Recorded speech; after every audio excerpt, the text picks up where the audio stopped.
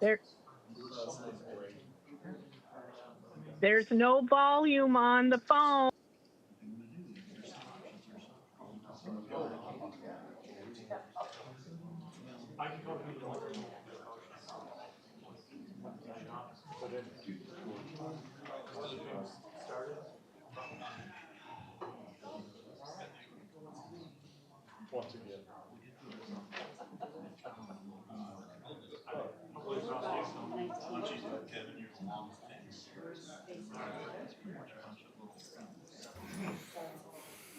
Do you need a motion to nominate Kevin? Yeah, we will once we get started. All right, under the city council procedural rules, as city clerk, I'm going to call the meeting to order in the absence of mayor and mayor pro tem. First order of business in this situation is we'll need a motion to appoint presiding officer until mayor or mayor pro tem arrives. I will We make need the a gavel motion in. to nominate gavel's down there. Councilman Kevin Trevelyan to be the temporary until Mayor Trumbull or Mayor Pro Tem Hardman arrives. I second. All right, we'll just take a voice vote. All in Yes. favor? Aye. Aye. All right, 4 yes. All right, I'll call this meeting to order. Will you join with me in the Pledge of Allegiance? I pledge allegiance To the flag of the United States of America and to the republic for which it stands, one nation, under God, indivisible, with liberty and justice for all. All right, I'll turn it over to the mayor. We need a motion for that. No, we're good with him. All right, please sign in.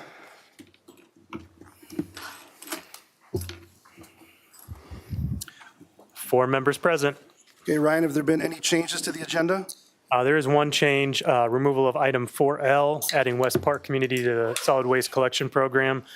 Staff intends to make some revisions on that and bring it back to council in 2 weeks. Okay, can I get a motion to approve the agenda as amended? Motion approved. Second. Okay, please vote.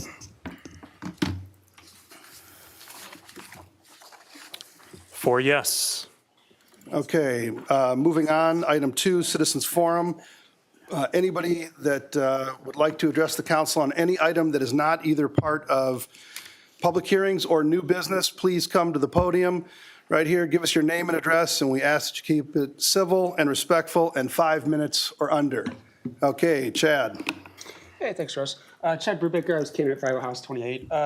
Without getting into too many details, there was an incident. Address as well. Say what? You got your name, but address as well. Oh, I used to live at Park 88. So I Chad, now live in Chad, can you give us your- 86th Street in Urbandale. Oh, there you So go. the situation is that the Dallas County GOP convention was here in West Des Moines, and something happened. I was removed as a Trump delegate, not allowed to credential. And according to the Attorney General's office, they gave you a packet under Iowa Code 39A to report election misconduct. And from my understanding, you guys still haven't followed those procedures to turn that in to the Attorney General's office. And so I'm asking you to make sure that Brenna Bird actually sent your police department this Iowa Code 39A election misconduct packet, and just to follow the rules, tell them about how the Trump delegates were removed from the Dallas County GOP convention by the the Polk County attorney using her cross-county authority under Iowa Code 803.35, I believe. And that should fix the city's problem with that. And the second situation is that I've got some private attorneys at Brick Gentry that are now impersonating state's attorneys in the matter, who have now gotten access to my private medical records, which isn't cool. And Brick Gentry's on the Dallas County side of West Des Moines, so the Dallas County attorney has jurisdiction, but your police just aren't referring the matter, and I don't know what to do about it.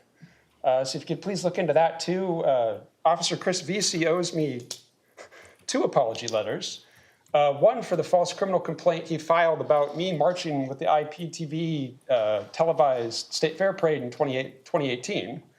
And a second one, he lied about my lending automation patent in January of 2019. And he hasn't corrected either of those false affidavits. And it's a problem. Thank you. Okay, thank you, Chad. Anybody else for Citizens Forum? All right, come on up, give us your name and address for the record.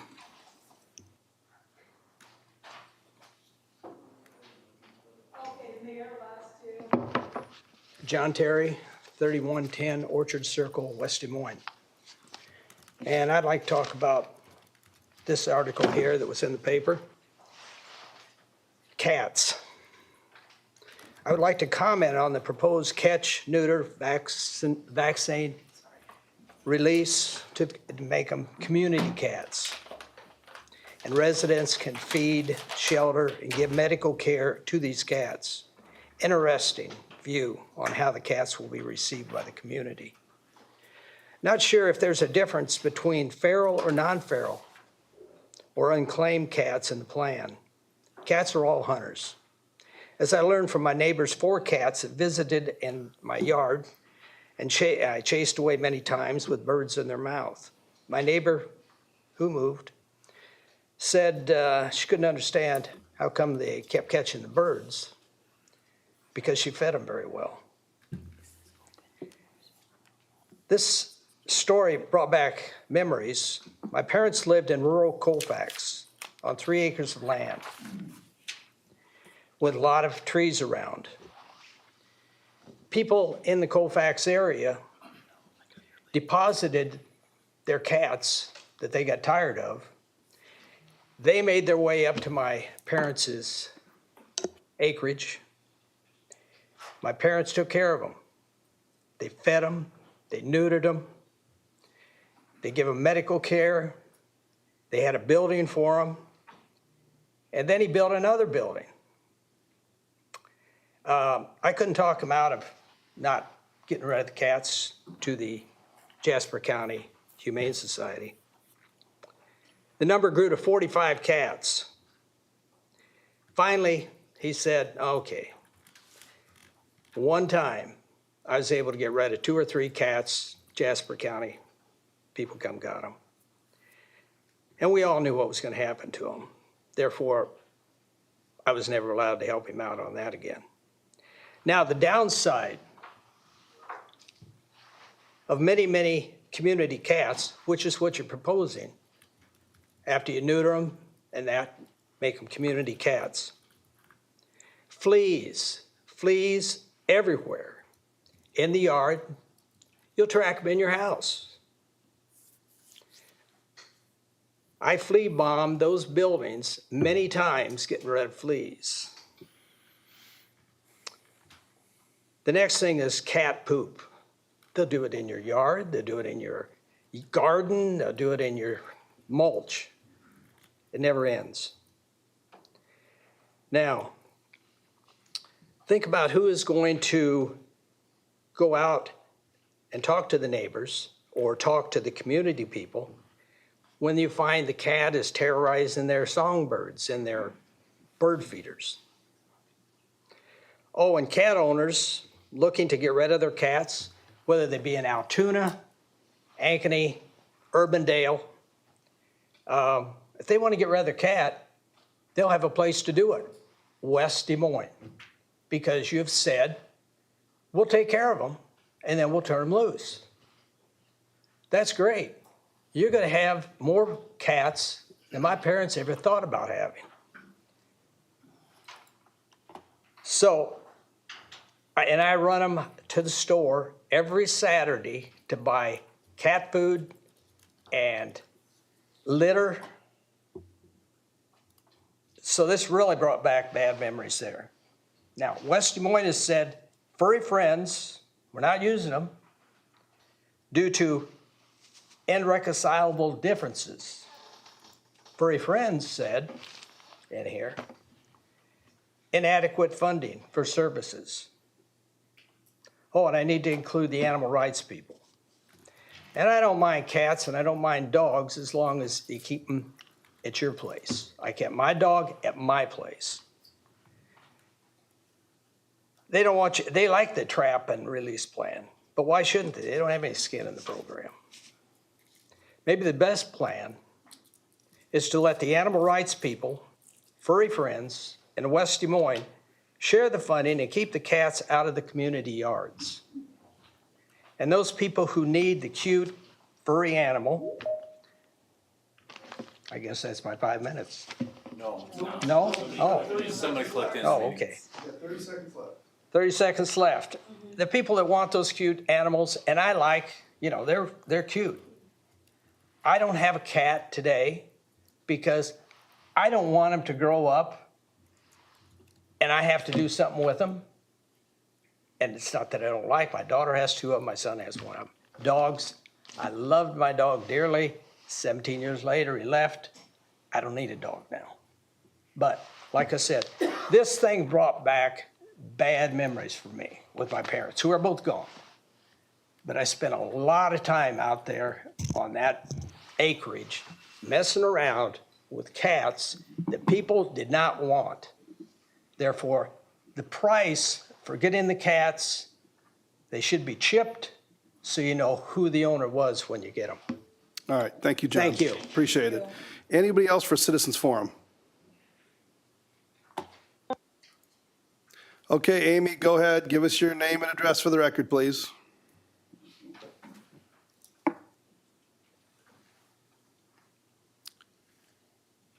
Amy? Hello? Oh, hi. Hello. Okay, I couldn't hear you. How's everybody? Did everybody have a happy Easter? Absolutely. Hopefully you did too. Can you give us your name and address, Amy, for the record? Certainly.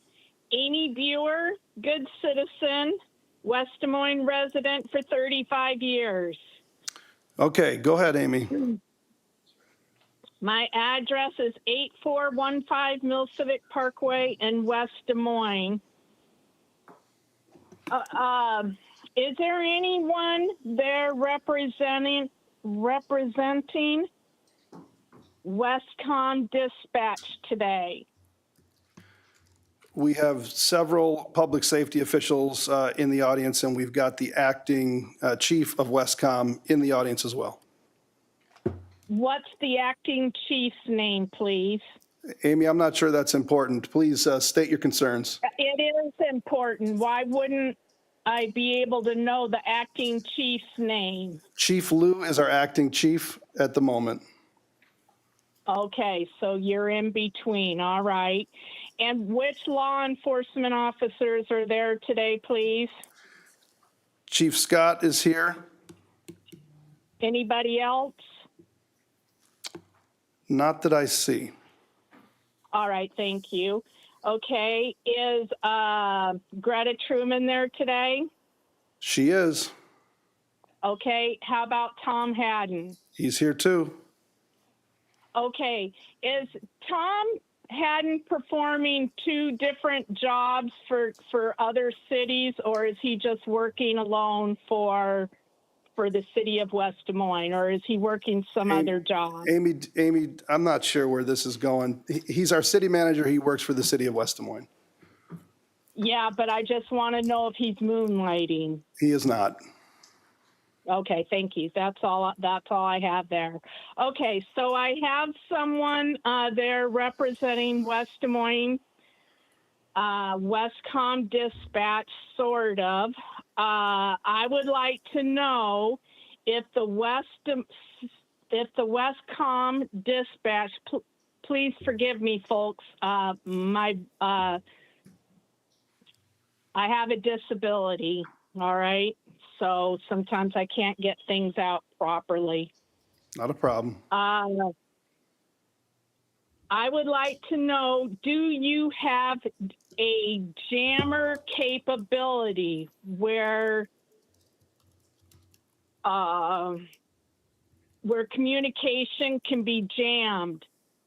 Would you ask him, or if he could hear me, please? He's shaking his head no, so I don't believe we have any jammer capability.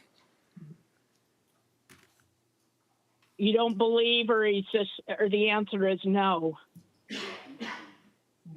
No, we do not have any jammer capability. Okay, thank you. Good. That's good, because that's illegal. Okay.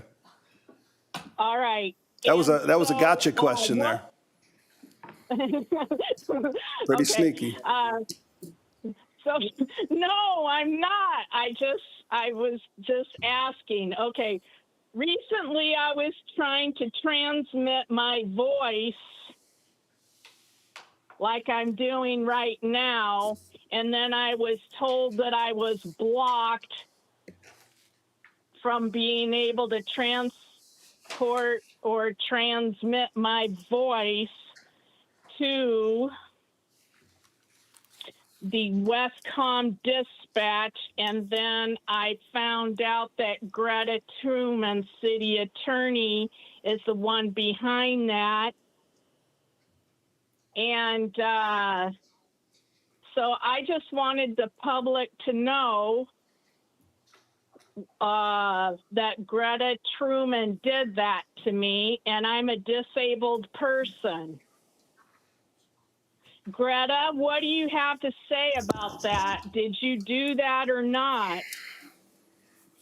Or did somebody tell think me this is- a lie? This is getting out of You've got hand. 50 seconds left. I think you can use your time a little bit more wisely. You've only got now 45. No, I want the public to know Okay, it's been noted. what Greta did. Greta, You're- will you answer the question? Your allegation has been noted, okay? You're What else hinging you on got for us? slander, I She think. did or what? Westcom Dispatch told me that she did, and I want to know, did she do that? Okay, Amy, you've got 22 seconds. She's going to refuse to answer? Amy, she did not do it. And like I said, I think this hinges on slander. Who said that? Who's talking right now? Kevin Trevelyan. Okay. All right, Amy, your time is up. I'm sorry, but your time is up. Okay, anybody else for a citizens forum? Amy, she did not do it. And like I said, Anybody else for citizens forum? Okay, hearing none, citizens forum is closed. We're going to move to item 3.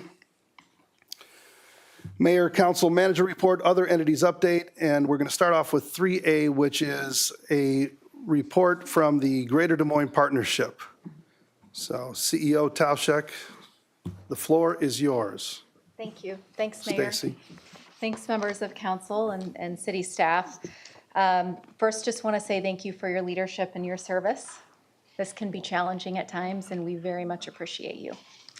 Thank you. You're welcome.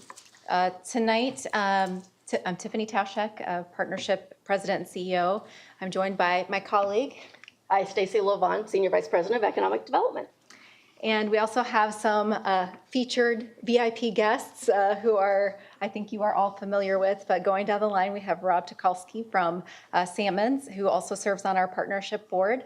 We have Kyle Gamble from Hubble Realty, who also serves on the partnership board, and Chris Costa from Nat Properties, who's the vice chair of the partnership board, and they're all investors, just as West Des Moines, City of West Des Moines is. So I wanted to thank them for their leadership and their great work in the City of West Des Moines, and certainly throughout the entire region. Also want to thank you. So our goal tonight is essentially twofold. It is first to express our sincere gratitude to you all, and the second part is to share with you some key metrics and outcomes that our team has been able to deliver, in part because of the great collaboration that we have with your team. So with that, I'm going to turn it over to Stacy Lovon, who's going to, thank you so much, who's going to touch on a little bit more related to the partnership outcomes. Certainly, I think you know all of these stats already, but sorry, I went right through them. So partnership, we're now the third largest regional chamber of commerce in the entire country. We represent over 400 investors, including City of West Des Moines. We have more than 6,700 regional business members throughout the 12-county region that we represent. And again, we're very, very pleased to be able to partner with City of West Des Moines to drive economic growth. That'll turn it over to Stacy, who's going to touch on some of the outcomes. Good evening. Thank you, Tiffany. I'm just going to highlight, just since the partnership was formed back in 1999, we have worked with 759 business projects expanding or growing or locating in the region. This is resulting in over 37,000 jobs and over a $14.7 billion investment in the region. This slide just kind of shows some of the companies we worked with in 2024. I will highlight over the past 2 to 3 years, some companies we've worked with here in West Des Moines include DHI Group, Co-op Solutions, which is now Valera, ITA Group, Microsoft, a couple entrepreneurial companies, 10-5 and Coviance, as well as already this year, Holmes Murphy and Cottingham and Butler, with locations here in the West Des Moines community. And Topgolf as well. So our goal on the economic development team is twofold. One, help companies who are already here grow and expand and invest in our community, and to attract new companies to the region to help us in our economy and to create jobs here. We focus on the local companies primarily because we know 80% of our growth in the economy will come from those existing companies. And we need to provide them the tools and making sure that we're in contact with them to make sure that they have everything they need to grow and expand. And we do this by working very closely with your economic development team. I saw Ryan here, and pleased to partner with him and his team here at the city.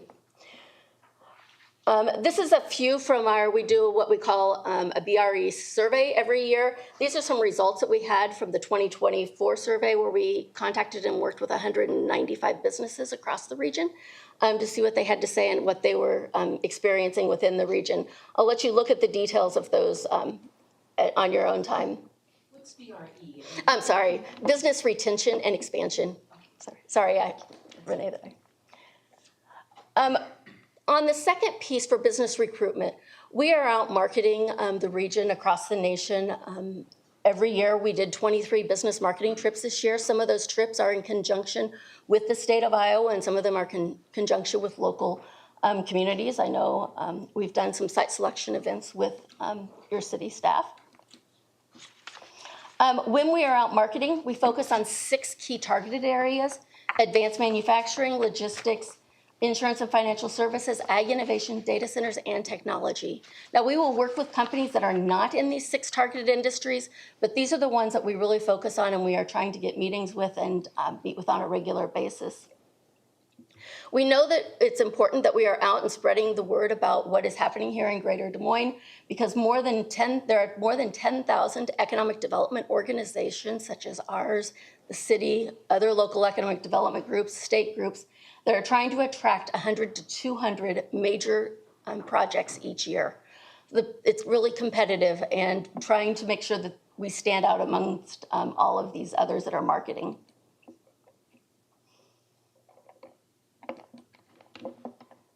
Oh, it's a little touchy.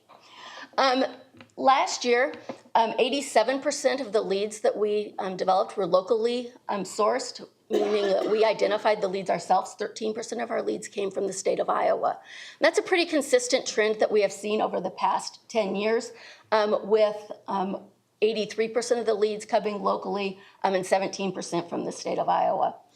This slide just shows a list of the recruitment trips and the marketing trips and the trade shows and conferences that we completed in 2024. A metro recruitment trip is where we are going into another metropolitan area and setting up appointments and meeting with 12 to 15 different companies or site selectors, telling them why Greater Des Moines is a location that they should be considering for an expansion or a location. We also are meeting with headquarters in those areas. So if somebody has a local operation and we are in a city where their headquarter operation is, we are setting up meetings to find out how the headquarters feels about our local community. From our lead generation last year, our leads came from 13 states and 6 countries. This next slide I'll let you look at as well, but we're constantly asked about key economic development trends. And this kind of outlines in these 5 different sectors what we're seeing from a trend across the nation. And finally, the last slide that I'm going to touch on before I turn it back to Tiffany is really talking about why is this important to West Des Moines and why is working as a region important. And we really want to focus on that red box that you see on the left-hand side, because that really shows the commuting patterns. If you look at West Des Moines, for West Des Moines citizens who are employed, 30% or almost 30% are employed and have a job here in West Des Moines. That means 70% of your residents are leaving West Des Moines to work every day. If we look at that in reverse, because West Des Moines is a workforce hub, we have a lot of people in the region working here. 15.6% of your workforce actually lives in West Des Moines. That means 84+% of your workforce is coming from outside of your community. So it shows how we all flow, and as an economy, we are working together. Very good. Thanks, Stacy. And Stacy and her team have already been out on the road quite a bit this year nationally selling our region. We've had 8 of those national marketing trips with 113 face-to-face meetings so far this year. And the goal, again, is to bring those leads back, partner with Ryan and team to get those across the finish line. Some of those projects are actively considering our region. So again, just want to thank you for your investment. One of the other key pieces of the partnership's work is, of course, talent development, which goes hand in hand with economic development. So wanted to just touch on a few of the key stats related to the talent work that we have been able to do to lift up City of West Des Moines. So we highlighted and featured West Des Moines in our talent attraction website. That was more than 50 different unique times that we did that. And that site has attracted 265,000 users. We've also profiled the people who work in the City of West Des Moines in our different talent stories. There are 3 different unique stories related to West Des Moines that we've featured recently. And West Des Moines is a focus community in our paid search ads too. So that's part of what your dollars as well as other dollars all come together to help us do this big national marketing campaign. And we're highlighting the City of West Des Moines as a great place to live. Your ads, so the ads we're running featuring West Des Moines, have an 8.75% click-through rate, which is above the typical average, so that's great. And there have been more than 600 click-throughs to learn more about City of West Des Moines and relocating here. And more than 900 users have visited the West Des Moines community profile page set up on the website as well. So wanted you to just have some of those key stats. Okay, what's the trick here? So scroll. Okay, so we also feature City of West Des Moines in our new DSM USA Welcome Guide, so wanted you to be aware of that. In addition to the other talent work that we do. So we work to not only recruit the talent, but then we work to help integrate and engage those talent so that they want to stay here. And we've been successful in launching this new DSM MVP program that just launched in November. We have 4 West Des Moines residents that are part of this program. We are happy to add more if you know of other residents that would be really great ambassadors to attract talent to City of West Des Moines and to our region. And then we also have 1 West Des Moines Chamber member who's serving as a DSM MVP.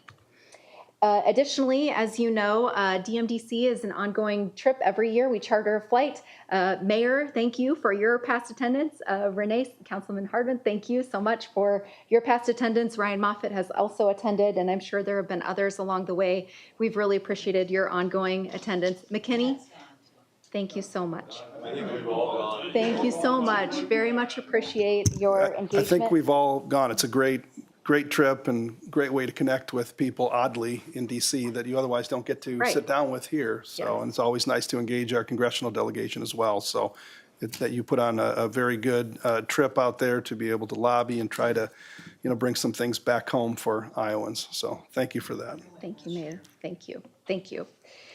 So wanted to highlight that. And then, of course, we work closely with affiliate chambers, including the West Des Moines Chamber, who you all know they're rock stars and you're highly engaged with them as well. We did a DSM local holiday guide where we highlighted City of West Des Moines, and it was the top 3 out of all the viewed guides. So a lot of interest in shopping locally here in West Des Moines. We want, of course, to support your local members as well. And we also offer a lot of small business support. So this is free of charge to small businesses that are members of the West Des Moines Chamber and your businesses here in the City of West Des Moines. And so again, some stats for you.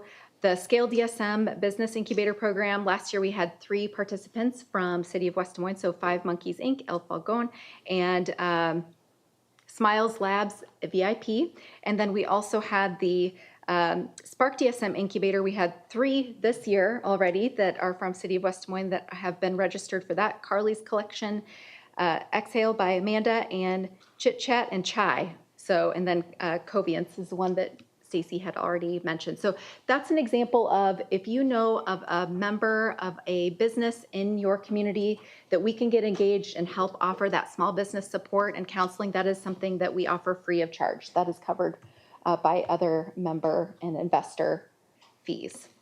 So obviously rankings, that's something that we always want to highlight because we want to tell the story loud, bold, and broad. There's a number of great rankings there and continue to lift up and tout those, as well as the population growth that we've collectively seen over the last decade. According to the Census Bureau, we'll continue to leverage those data points, and then a number of other events and activations, including, of course, working with City of West Des Moines on a regional activation, most recently with your Parks and Rec department.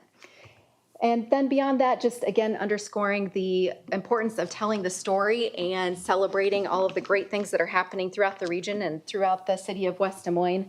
Wanted to share that we've highlighted the City of West Des Moines in 54 of our newsletters in the last year, and have also highlighted City of West Des Moines in 3 of our printed One Voice publications in the Business Record.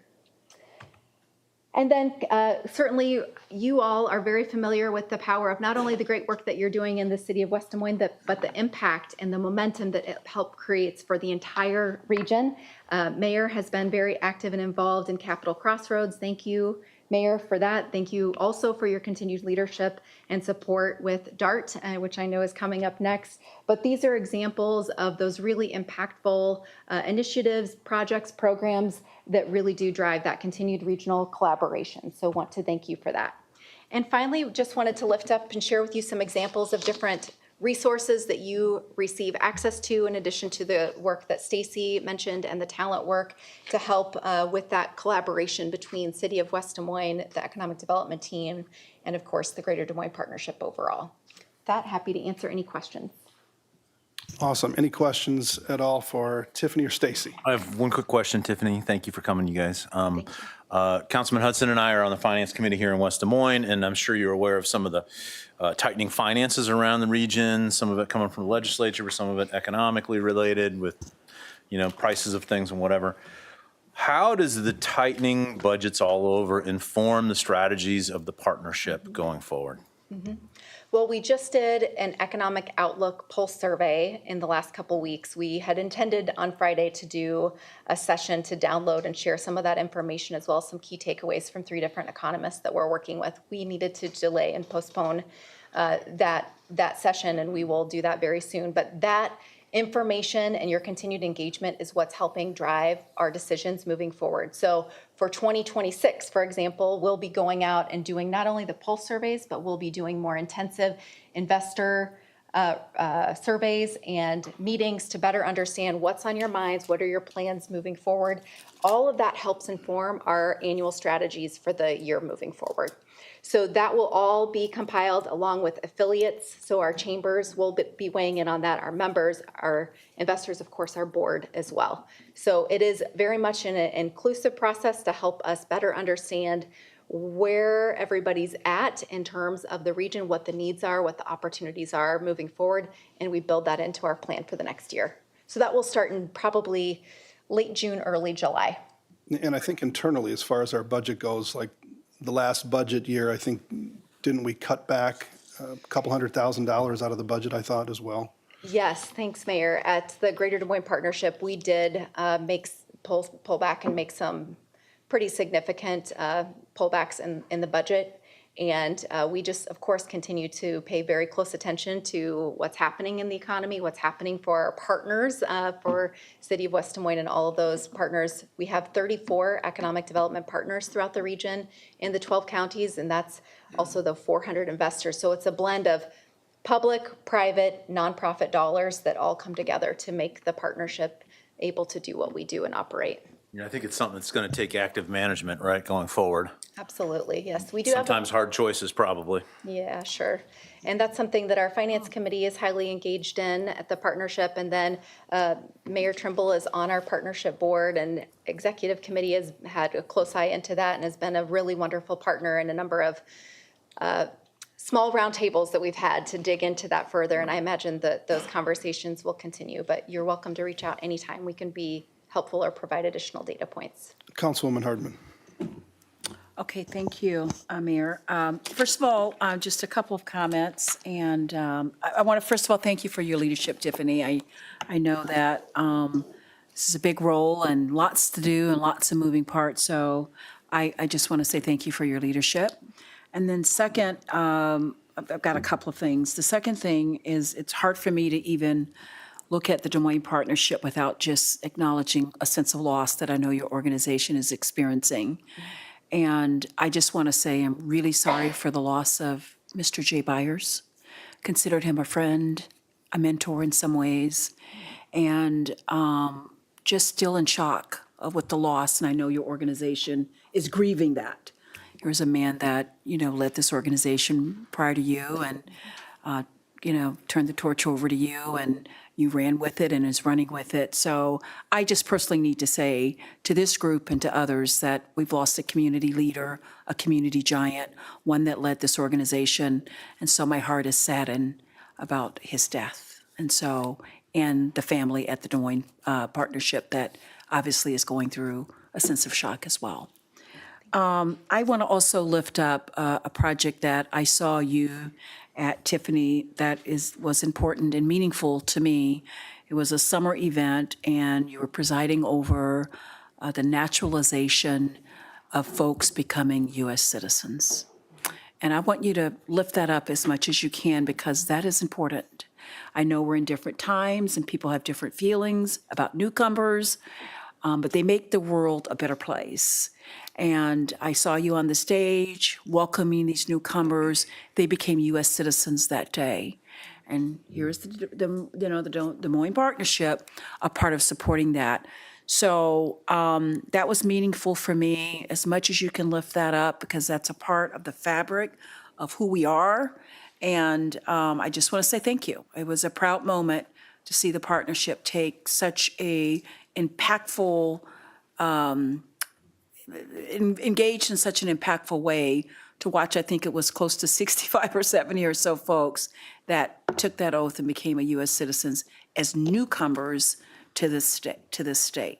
So I hope there's plenty of other opportunities that the partnership can still engage in that work, because it's important, and not shy away from it. Thank you so much. Yeah.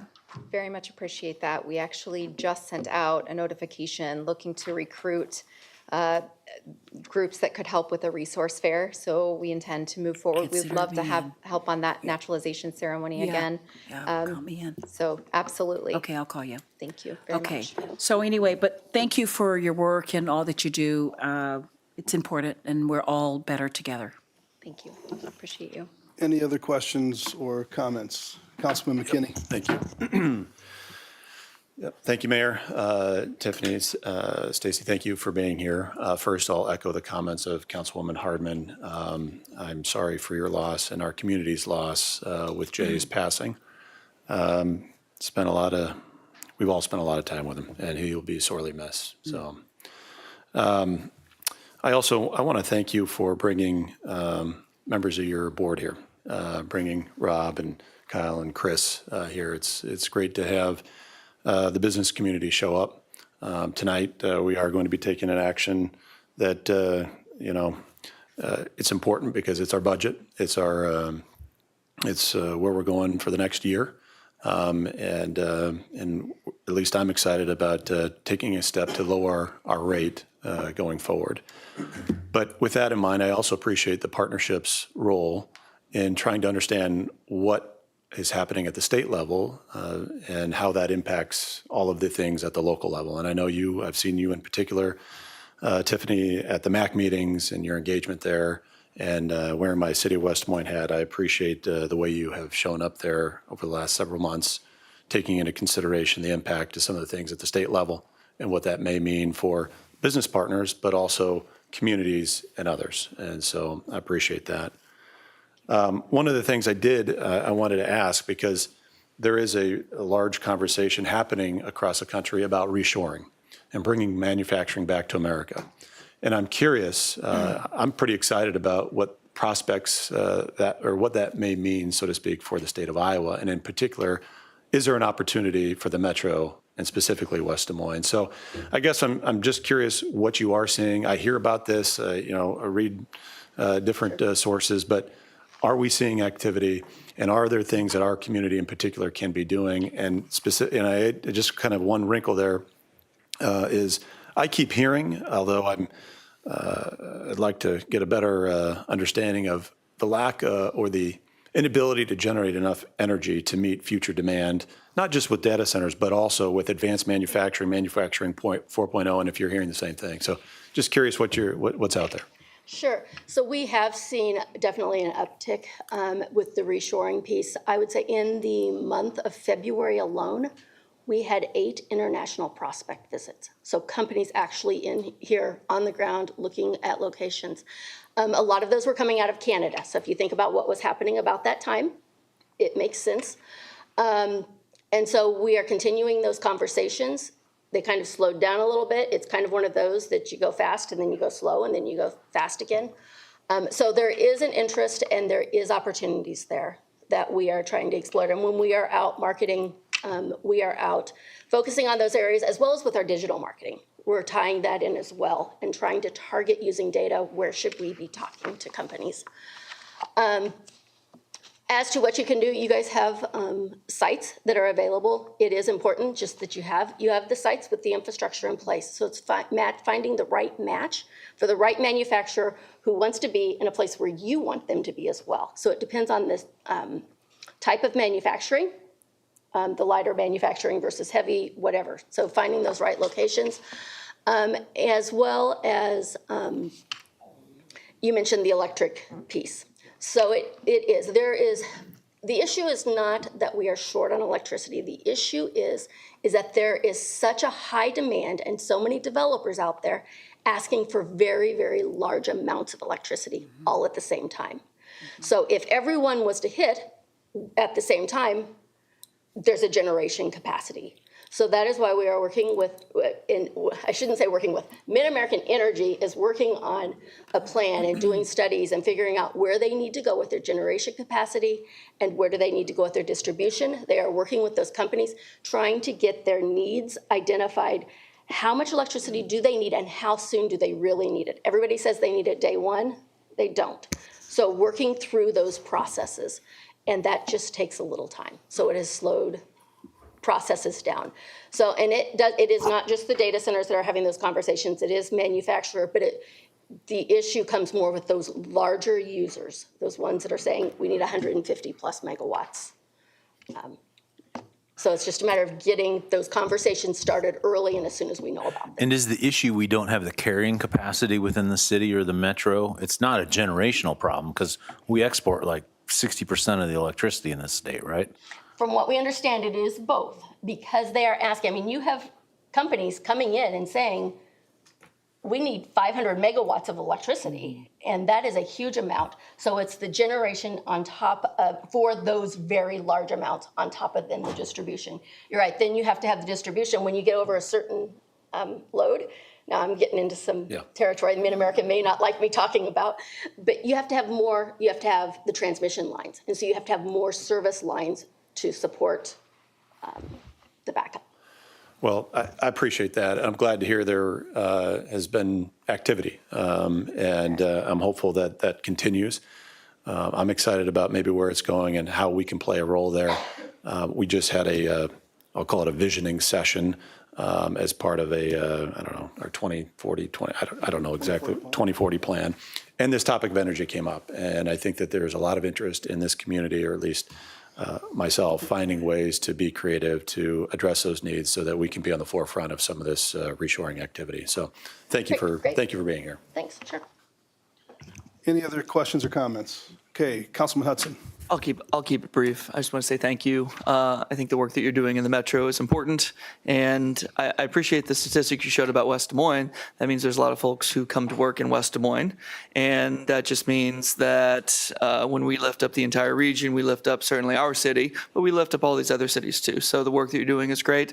I'm sorry you had to move the feedback, the Pulse event that you had last week. I'm very curious to see what they say, because you all serve as a clearinghouse of so many different entities in the region to really get a feel of like, how does everybody feel in our central Iowa region of what's going on? Because there's a lot of stuff going on. So once you get that feedback, be sure to share it. I know you will, but I'm looking forward to hear about what is everybody thinking about these things. Hopefully, we have some positive opportunities, as Councilman McKinney was referring to, whether it be onshoring or others. But thank you all for being here tonight.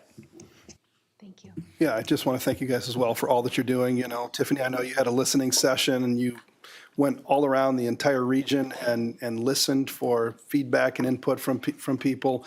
We gave you some feedback and input. I feel like you've taken that to heart, you've taken it seriously, and you've made a change, and appreciate all that you guys are doing in the way of, you know, being more aggressive on economic development and making sure that you're being inclusive when it comes to representing the region, and so that it's not just central, you know, Iowa and Des Moines specific, you know, and so we feel that you've made a change, and we appreciate all that you're doing, and thank you for being here tonight.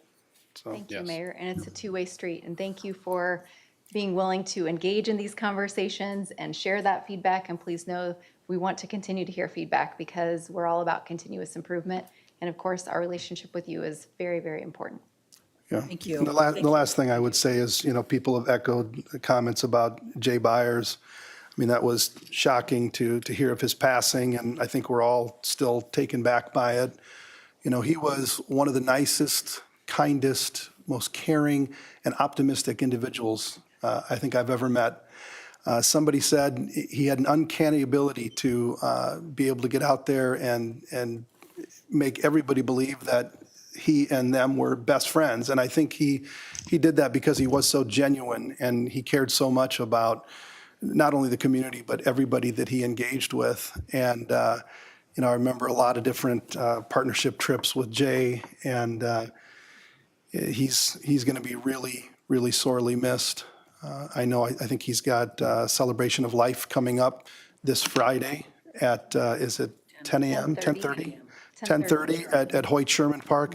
The only thing I question is whether or not there'll be enough room to seat everybody there, because he was so well loved, so well known from around the region, and this was just absolutely heartbreaking, and you know, shows how unfair life is. You know, so Thank you. we will all miss him. Thank you so much, and I'm sure that would mean a lot to him. He very much greatly appreciated all of you, and I know had different relationships and friendships with each, but as our team is moving forward, and it has been a very challenging few days, our team is really staying centered on a saying that Jay had during challenging times, which was keep on keeping on. Yep, Just keep going, Absolutely. right? So thank you. we'll all miss him for sure. So thank you guys so much. Thanks Appreciate for it. coming. Appreciate it. With that, all right, thank you. We're going to bring up Aaron Hockman to talk about Reimagine DART. Aaron, the floor is yours.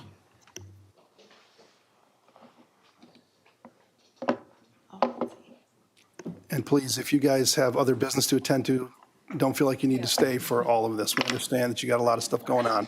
Before Chris leaves, if I could, I want to just say, Chris, congratulations. We were at the United Way, Live United luncheon, 800 guests.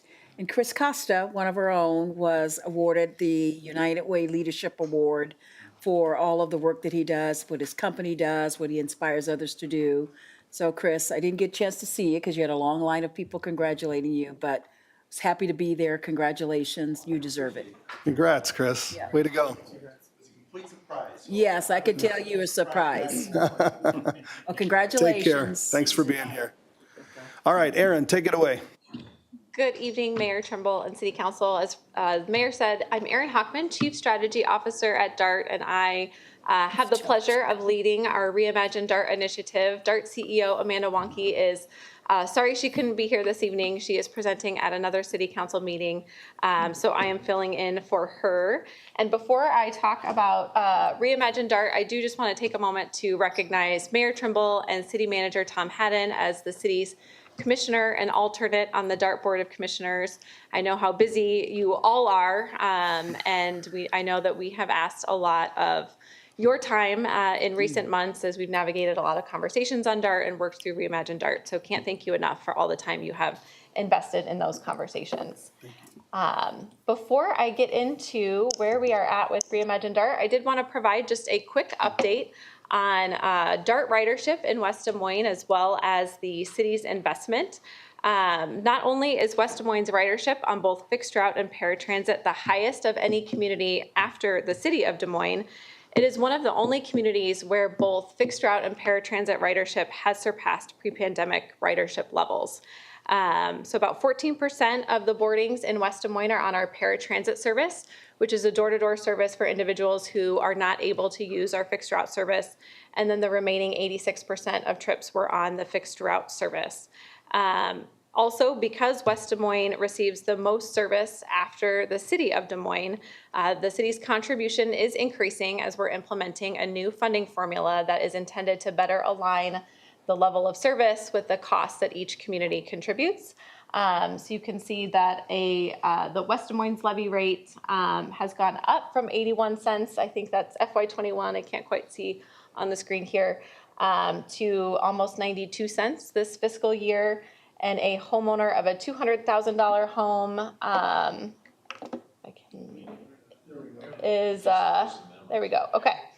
is contributing just over $85 a year to DART. So really appreciate the city's contribution and partnership in our regional transit system.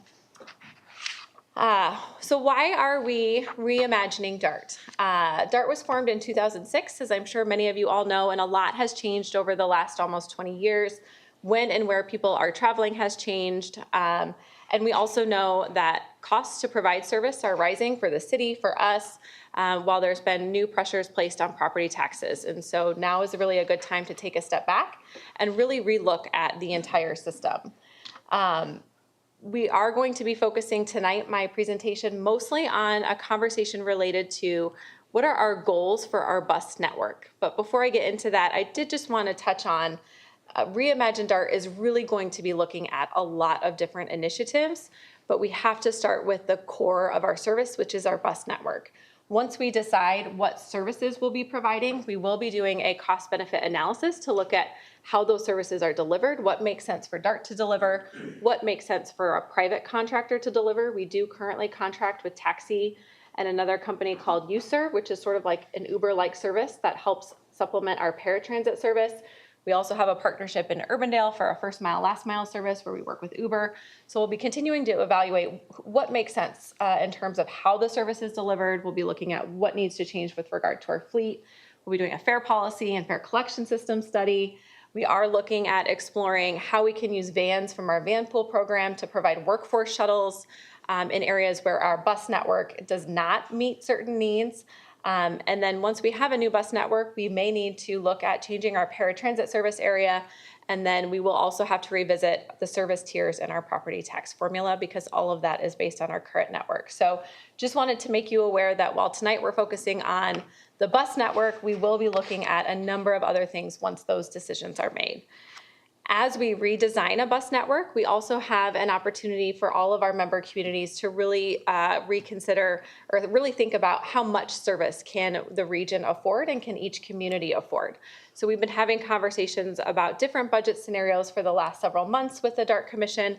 We know, given all of the budget constraints we're all under, that the best case scenario is we maintain the amount of service that we provide today. We have also provided a scenario for the commission to consider that would reduce the total amount of service DART provides by about 20 to 25%, because that would reduce the property tax requirements for our member communities. In addition, as you all know, the legislature is considering a new property tax bill. The property tax bill that was passed a few years ago did not impact the transit levy. The property tax bill that the legislature is currently considering would cap the amount of property tax revenue DART could collect at 2%. So we have been able to model that if the bill were to pass as written, it would require a reduction in service in the range of 30 to 40%. So we're working with lawmakers to make sure they understand those impacts and are proposing solutions to help minimize the impact to DART as well. So regardless of what the budget for our new network ends up being, we know that we need to, as we design a network, have a clear conversation as a community around what our goals for our transit investment are and how do we allocate the resources we have. And that really brings me to this idea of a ridership coverage trade-off. And this is something that exists in every community that has public transit service. So before I share the specific concepts for our region, I want to share just an idea of what this concept is. So this box you see on the screen here is a fictional city. It didn't show up quite right when we changed it to a PDF. So imagine a fictional city where you have two main corridors and 70% of the people and jobs are on two main corridors. 30% live in the outer areas. We have 18 buses with our budget to provide service. If our goal was to have as much ridership as possible, a lot of people using the service, we would concentrate all 18 buses on those 2 main corridors, and we would provide 2 routes with about 10-minute frequency, because when the buses run frequently, more people can use the service. They don't have to worry about when it's coming. They can go out to the bus stop. You know the bus is always coming within 10 minutes. You can easily transfer from one route to another, and when the buses are traveling frequently, you can travel farther, faster. And so in a ridership concept, you're going to have fewer bus routes that operate more frequently, and that produces high ridership. However, there would be people in the corners, outer lying areas of this community who would not have access to that service, or they may have to walk farther or figure out how to get to a bus stop. So if the goal is to really ensure everyone has some access to transit, instead of putting all 18 buses on 2 routes and running 10-minute frequency, you would have 10 routes, and each route would run about hourly. So you would have a lot more routes, so more service can reach more people, but the buses only come about every hour. And because not as many people can wait an hour for a bus, we wouldn't necessarily see high ridership on a coverage network, but the measure of success here is the percentage of people that have access to transit. So what we have done, working with consultants Jarrett Walker and Associates, is we have designed 2 concepts. So neither of these are proposals, but one is just to show if as a region we were to say our goal is to design a bus network that had high ridership, what would that look like? And if our goal was to design a network that had high coverage, what that would look like. And we are currently collecting public input on these concepts. So I'm going to walk you through them now. What you're seeing on your screen right now is our existing bus network. Just to start with that. And so the colors on the lines are important because in our existing network, you can see there's not very much red on this map. We have 1 route that operates every 15 minutes or faster. Otherwise, we have a handful of routes that operate every 20 minutes, about 2 routes that operate every 30 minutes, and then we have another handful of routes that operate every 60 minutes. Then we have about a dozen routes that operate peak-only service on the weekdays. Peak-only service means the route has a few trips in the morning and a few trips in the afternoon. Many of those routes are what we consider our express routes, and West Des Moines currently has 3 express routes, and those were designed to bring, commuters from West Des Moines into downtown for work, and that is one of those service areas that we just have not seen recover coming out of the pandemic. So in our... Is this 40 just West Des Moines, or is all? It's the 40 just in West Des Moines where it says every 15 minutes or better. Is that just serving West Des Moines, or is that in general? Where it says routes by existing networks, it says 40. The red that says. On the left. The red on the left in the box. The red says- line? Yeah, 40 every It says 15 40. minutes. I think that's 40 routes. 40 routes. 40 routes. Okay, so is that just in West Des Moines, or it covers the, It's where the red line. Is there I a think it's- specific route you're looking at? Well, she's talking about the red line on, so Okay. underneath your existing network in that box, I see, it's. there's the line that says 40, it's it in says Des every Moines. 15 minutes or better. Yep. And That's is in the that Des Moines just- area? That's from downtown. Okay, out I to- see. We just have 1 route that operates every 15 minutes or better, and that's going from downtown, Dart Central Station, west on University, Okay, Um, okay. where we have the Route Okay. 3 and the Route 60 Yeah, that provide that I see the ones on 10 the to Des Moines. 15-minute frequency. Okay, I see now. I see how they correspond to the map. So the ridership concept, you'll notice a pretty big change. A lot fewer bus routes, but there is more frequent service. So more red on this map. We have 5 routes that run frequent 15-minute service.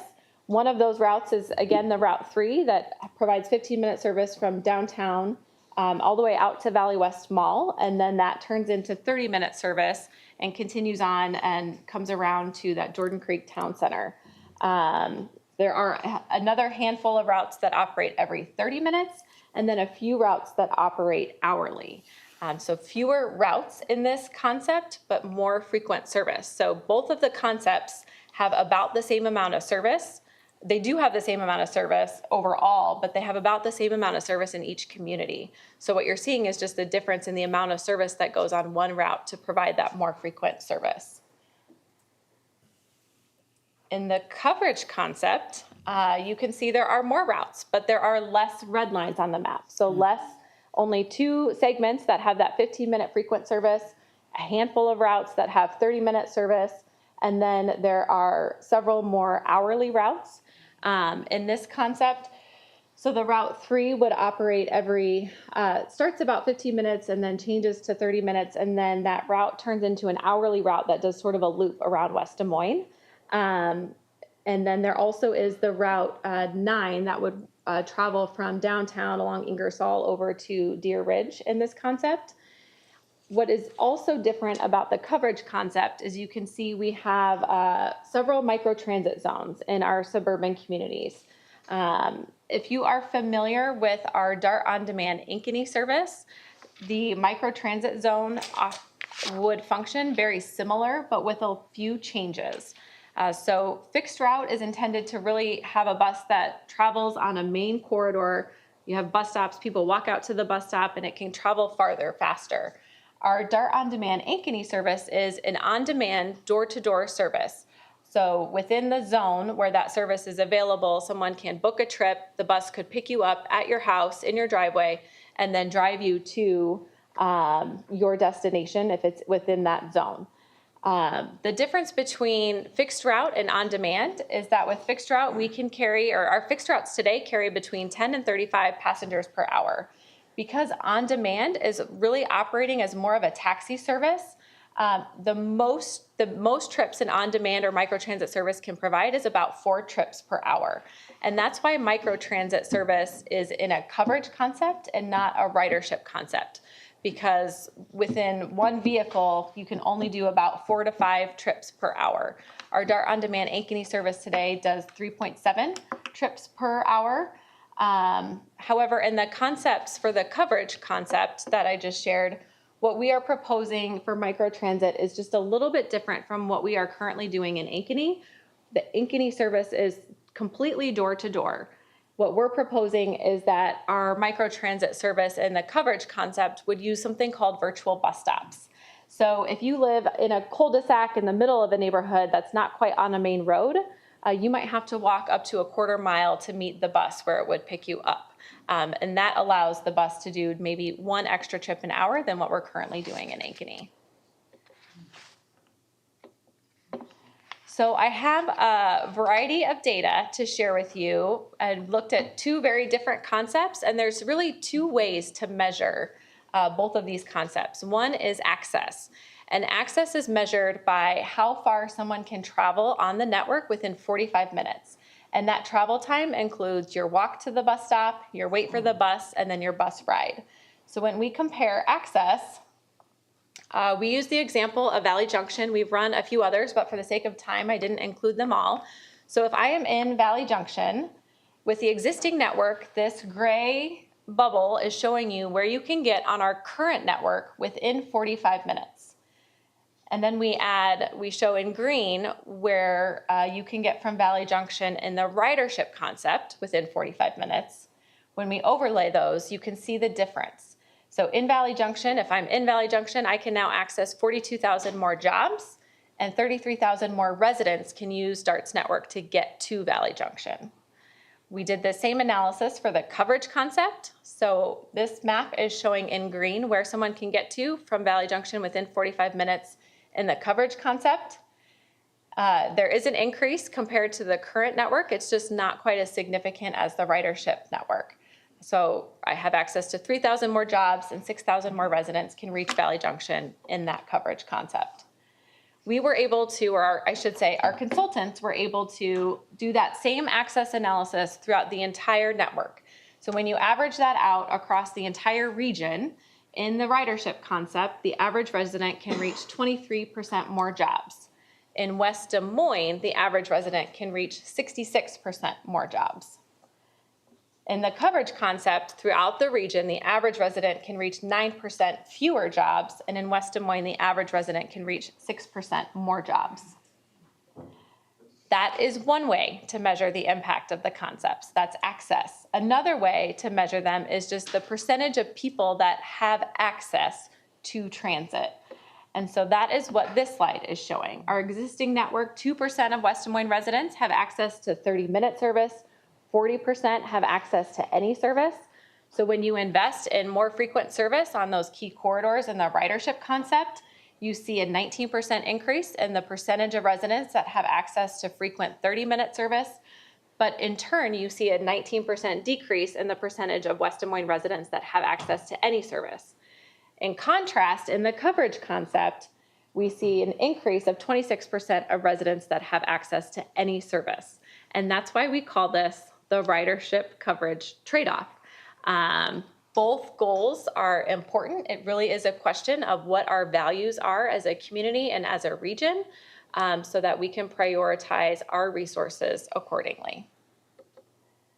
And it doesn't have to be one or the other. It can be a spectrum in between ridership and coverage, but we will be asking Mayor Trimble on behalf of the City of West Des Moines at the May 6th Commission meeting to share feedback from West Des Moines on what your preference is. Do you prefer ridership or do you prefer coverage? Because we are asking each commissioner to report out at the May 6th meeting. And then the commission will be reconvening on May 19th to vote on the priorities for our draft network, as well as what the budget should be for that draft network. I forgot to mention, we are compiling public input on this now. We've had a series of public meetings. We have a few more left. We've had over 800 residents so far complete our survey. And so the public input results will be shared at the May 6th commission meeting as well, prior to when the commission votes on the budget and priorities for a draft network on May 19th. And with that, I would be happy to take any questions. Questions for Aaron? Quick question, and I forgot your name, I'm sorry. Aaron. Aaron, okay, thank you, Aaron. If you go up 2 slides to the 2 concepts, ridership versus coverage. I understand this as coverage being more routes but less density on the bus, and ridership being fewer routes but more density. In a capital constrained environment which you're operating in today, how do we do the coverage concept, especially knowing that the levies are going to be challenging? So it's really the budget. So our operating budget is separate from our capital budget. Our capital budget is 80% funded by the federal government, and that's what funds facilities and buses. Our operating budget is 67% property taxes. So regardless of whatever that operating budget is, it's all the driver of our operating budget is the operator that is driving the bus. And so what that means is that total budget will set a certain number of hours of service that we can provide, whether it's fixed route or microtransit. There's not that much of a difference between the two. So once the commission sets a budget, that tells us we have so many service hours to design a draft network. And then based on the priorities of the commission, we will, it will determine whether it's more microtransit or more fixed route. Okay, so I think, so what I heard is, once you understand what the budget is, then you can design the routes and the ridership from that. So one comes first before the other. Thank you, Aaron. You're welcome. Aaron, will one of these routes cover more miles driven each day than another one? Or has that been looked at? I don't know if we've looked at it from that standpoint. I think you need to, because obviously the more miles you're driving, the more fuel you're burning, the more cost you've got. The biggest cost, again, is the operator that's driving the bus. I think fuel is it's a factor for sure. It's about 6% of our operating expenses, if I remember offhand. So there would be a slight difference in miles traveled. That's hard to predict with our on-demand service in microtransit, because with a fixed route, we know exactly how many miles that vehicle is going to travel on that route a year. We can estimate with microtransit, but the miles traveled on microtransit is really dependent on the trips that are booked. Okay, thank you. I mean, what this should show you is that we are leaving no stone left unturned. We are delving deep into the analysis to figure out what the best possible scenario is of providing transit. And we've had a number of meetings. We'll continue to have more meetings to discuss this. But, you know, as Aaron said, I need to know, or Tom needs to know, depending on who's able to make that meeting, you know, where you guys are as far as ridership or coverage. When I asked the contractor, I guess, at the last meeting, where are we in this spectrum? He kind of said we were in the middle between ridership and coverage. You know, the funding formula that we have right now could not be more fair. It's based 50% on population, and it's based 50% on the service that you receive. There's not no subsidy in it, as I think we're continuing to subsidize and will continue to subsidize Des Moines as they cannot completely afford to pay their entire bill.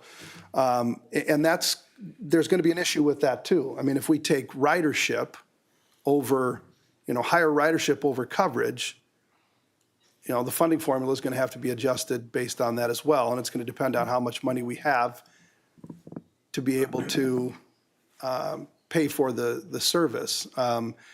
If we do the ridership and it falls more on the city of Des Moines, I'm not sure that they can afford to pay more than they're paying today.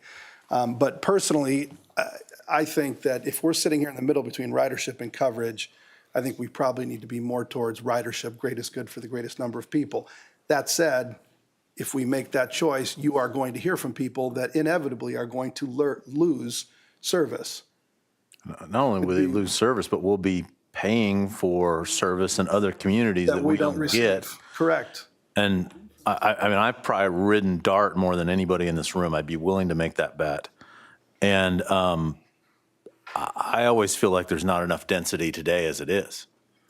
So that's why if you do ridership, you'd focus on the most dense part of the city and then maybe have, you know, some kind of commuter or something that would head out to the suburbs. It seems like there's hard choices to make here. It is. None of this is easy. And as I always say, if it's not complex, it's not DART. It's all tied together. Councilman Hudson, you have a question? Aaron, thank you for this. This is very, very detailed. It strikes me as we're in a bit of a, I don't know, a historical gap, or I guess a future-oriented gap. And let me explain a little bit more what I mean by that. Here we are in 2025, and I think about what it was like 110 years ago, 115 years ago, when cars started coming into major cities, and yet there were still horses and wagons, and they were interacting together on the streets of like New York City and Philadelphia. And it was whack, because how in the world do you create these rules when we're on the cusp of like a huge invention, which is the car? And I'm wondering if we're on the cusp of autonomous driving cars. And I know that Waymo is in places like Phoenix and San Francisco, and yet I know we're also not in a place in Des Moines to be there. And so we're trying to fill this, I'm going to make it up, like a 10-year gap before self-autonomous cars in something like this would work. How did we address that concept? Maybe that's what my question is. I'm sure you looked at it, and I'm sure we're not ready, but whatever system we create, is it going to be ready to maybe coalesce these new self-autonomous cars, self-driving cars into the system? The short answer is yes. This conversation is intended for the community to get clear on what our goals for transit are. So where should the service be provided? And then as autonomous vehicles become available, as our community is ready for that, then it's just a matter of putting the autonomous vehicle in service. And so we are following what other transit agencies are doing. We're not seeing significant widespread use of autonomous vehicles in the transit industry yet. Probably Jacksonville, Florida, they just opened a new autonomous facility. And so that's one that we will follow how it goes. And we need to learn more about all that they had to do to be prepared to deploy those vehicles. But it's certainly something that we're watching. Thank you. And this doesn't come as a recommendation of what we should do, but I just wanted to see if your eyes were on that. And I'm sure they were, but thank you for kind of explaining that. I also want to thank Mayor Trumbull, because I know you have spent hours upon hours upon hours upon hours on DART. And I just want to thank you for being the city's representative on that. And Tom, I know you're involved too, so thank you very much for that. I appreciate it. And there has been somebody that's reached out about autonomous buses. It's just, there's a lot of federal rules and regulations, state rules and regulations, and a lot of complexity as to how those potentially come into play. They're also fairly expensive and don't carry as many passengers. But we're looking at everything. We're trying to be bold. We're trying to be outside the box. And the bottom line is going to come down to how much money do we have, and then with that money, what kind of service can we provide? And I really do think it's difficult between the coverage and ridership, but you typically want to do the greatest good for the greatest number of people. But then, you'll have some people that won't have the service, and some of the stories that you'll hear associated with that could be heartbreaking. So, I mean, the people that rely on this, it is their absolute lifeline to their jobs. 60% of the rides we provide are to jobs. So, to the extent that people can't receive that. Argument for higher coverage versus ridership, because it might be few ridership in these areas, but Yeah. to cover those areas that are difficult for folks that. Maybe, but you don't want to drive around empty buses all day. Well, and that's the problem with the coverage. I mentioned at the beginning, we are looking at how we can use our van pool program to operate workforce shuttles. If you are familiar with Job Rides, we were starting to have conversations with them on how we could partner, and now they're no longer operating. And so we're looking at, is there a role for us where we could provide specifically workforce transportation to areas of the region that our bus network does not reach? So that may be a gap for jobs specifically we can fill in other ways. How many municipalities are outside of West Des Moines and Des Moines are paying into the Into DART DART? network? Right now, we have 11 cities and Okay. unincorporated Polk County. So Grimes is leaving at the end of this fiscal year, so June 30th. Okay. And then Pleasant Hill did submit a letter to withdraw, and so they will be done June 30th of 2026. So we'll be down to 10? Yes, yep. See, that's part of the issue too, because if it's not a regional service, if you can't, think about how you live your life, if you can't get to Grimes for a soccer tournament or a kid's athletic event, or you can't get to your doctor's office in Pleasant Hill or whatever, it becomes a lot more difficult when the network is not a regional network. It becomes less valuable. I agree. And they're getting out because, what are, Really, the amount of ridership they had relative to what they were investing, they didn't. decline? Yep. And I think the challenges with the legislature and changes in property taxes has been a Yeah. big driver as well. But some of that was the reason the commission relooked at the funding formula a few years ago. Yeah. All right, couple more questions and we got to move on. One really quick one, and I noticed on the map on the right, the coverage map, I noticed Ankeny's footprint for coverage is significantly bigger than West Des Moines. What drives that? And I mean, they're arguably the second best city in the state, but tell me, we're the best. So yeah. Right now, this is just a concept. And so we have gotten feedback from residents in Ankeny about other places they would like to see service. The challenge is the bigger your service area is, it's not necessarily more cost, because our budget will dictate we'll have certain number of vehicles. And so if we have 2 vehicles on the West Des Moines microtransit zone, we can carry at most 10 passengers per hour. And so the bigger area you have, the more demand you have, the longer the trips are, the fewer people you can serve. So it's really just trying to find that sweet spot. But if there are specific areas within the community that are really important to reach with that service, that's part of the feedback we're looking for as we collect input. The thing that we haven't talked about at all, and there's going to be a study at the MPO, is of the economics of this entire thing. And we talk about 3.5 million rides. We talk about 60% of those rides to jobs. And almost every ride, people are either earning or spending money. And there's a significant economic impact that we're not even looking at. Right now, we're looking at the cost to fund the service and the number of folks that ride. We're not looking at the economic impact of the service that's being provided. And I think we're looking at it totally wrong, frankly. I think we need to look at the economic impact and the number of jobs that people are able to work and the services that we're able to receive because those people are working those jobs. I mean, Councilman McKinney and I had lunch with Randy Tennyson of Jordan Creek Town Center, and he said there was a period of time, maybe during COVID, where he couldn't get his staff to the mall to be able to clean the mall because they relied on DART and they couldn't get there for a while. So it's a pretty significant impact. But I also think that while we're providing 3.5 million rides a year and 60% of the jobs, I think it's a smattering. I don't think that there's, one company that has 100 jobs, 100 riders at it. I think DMAC and Ankeny has a decent amount, and some of the bigger companies have more, but they're kind of spread all over the metro. So it's difficult for one employer to stand up and say, this is so important to me that, I want to get engaged and try to figure out what we can do to keep the service going, although we have engaged the business community, which will help. So, all right, any other questions for Aaron before we move on? Thank you, Aaron. All right, thank you so much, Aaron, appreciate it. Okay, moving on to Mayor Council Manager Report, and I will start with City Manager Tom Hadden. No report, Your Honor. Thank you, Tom. No report, Mr. Mayor. Okay, thank you, Councilman Hudson. Councilman McKinney. No report. Thank you, Councilwoman Hardman, Jesus. No, Pardon me. Councilwoman Hardman. Okay. Thank you. Mayor, Who are you? Mayor Trimble. Okay, I just want to say good evening, and I wanted to spend just a moment of congratulating the Chamber, particularly Catherine Harrington and her leadership for what was an awesome Black and Brown Business Summit that occurred over the last 2 days of last week.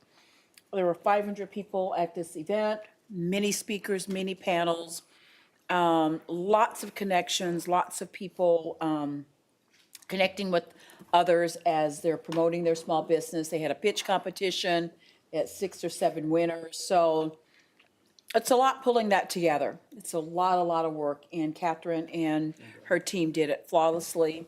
I was proud to, as Mayor Pro Tem, to read the proclamation and to give remarks on behalf of the mayor and the council about this event. Yeah, that's it for today. Awesome. Thank you for your report. Councilman Trevilian. Nothing this time. Councilman Lotz. Nothing, Your Honor. All right. I remembered their names. Yeah. Okay. I'll get you later. I know you will. Okay. Moving on to item 4, the consent agenda. Are there any items that any council person would like to have pulled and voted on separately? 4G, please. 4G, okay. Any other items? 4T as in Tom. All right, 4G, Motion for the remainder. Second. okay. And we'll need to re-sign in, too. Wait a minute. Oh. The proclamation on Cinco de Mayo, or we? And we will, yes, we will pull the proclamation as well for Cinco de Mayo. Item 4V2. Thank you for that, Councilwoman. I can't remember her name. Okay. Okay, so we've got G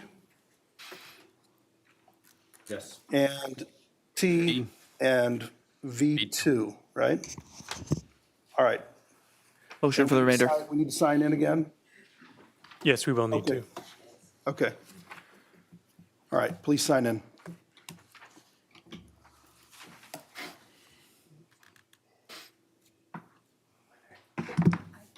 I know, you pushed it, you were fast, you were too fast.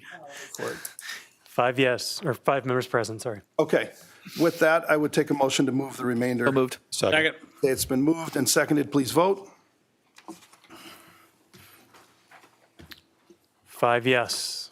Okay, item 4G, we have a motion for approval of park use agreement with the Rugby Foundation. Does somebody want to move approval? So moved. Second. Okay, it's been moved and seconded. Any discussion on this item? Okay, hearing none, please vote. 4 yes, 1 abstention due to potential conflict of interest. Okay, item 4T, we've got a resolution for approval of lease agreement for staging purposes, Microsoft Ginger West Project, 11100 Boonville Road. Motion approved. Second. Okay, it's been moved and seconded. Is there any discussion? Okay, hearing none, please vote.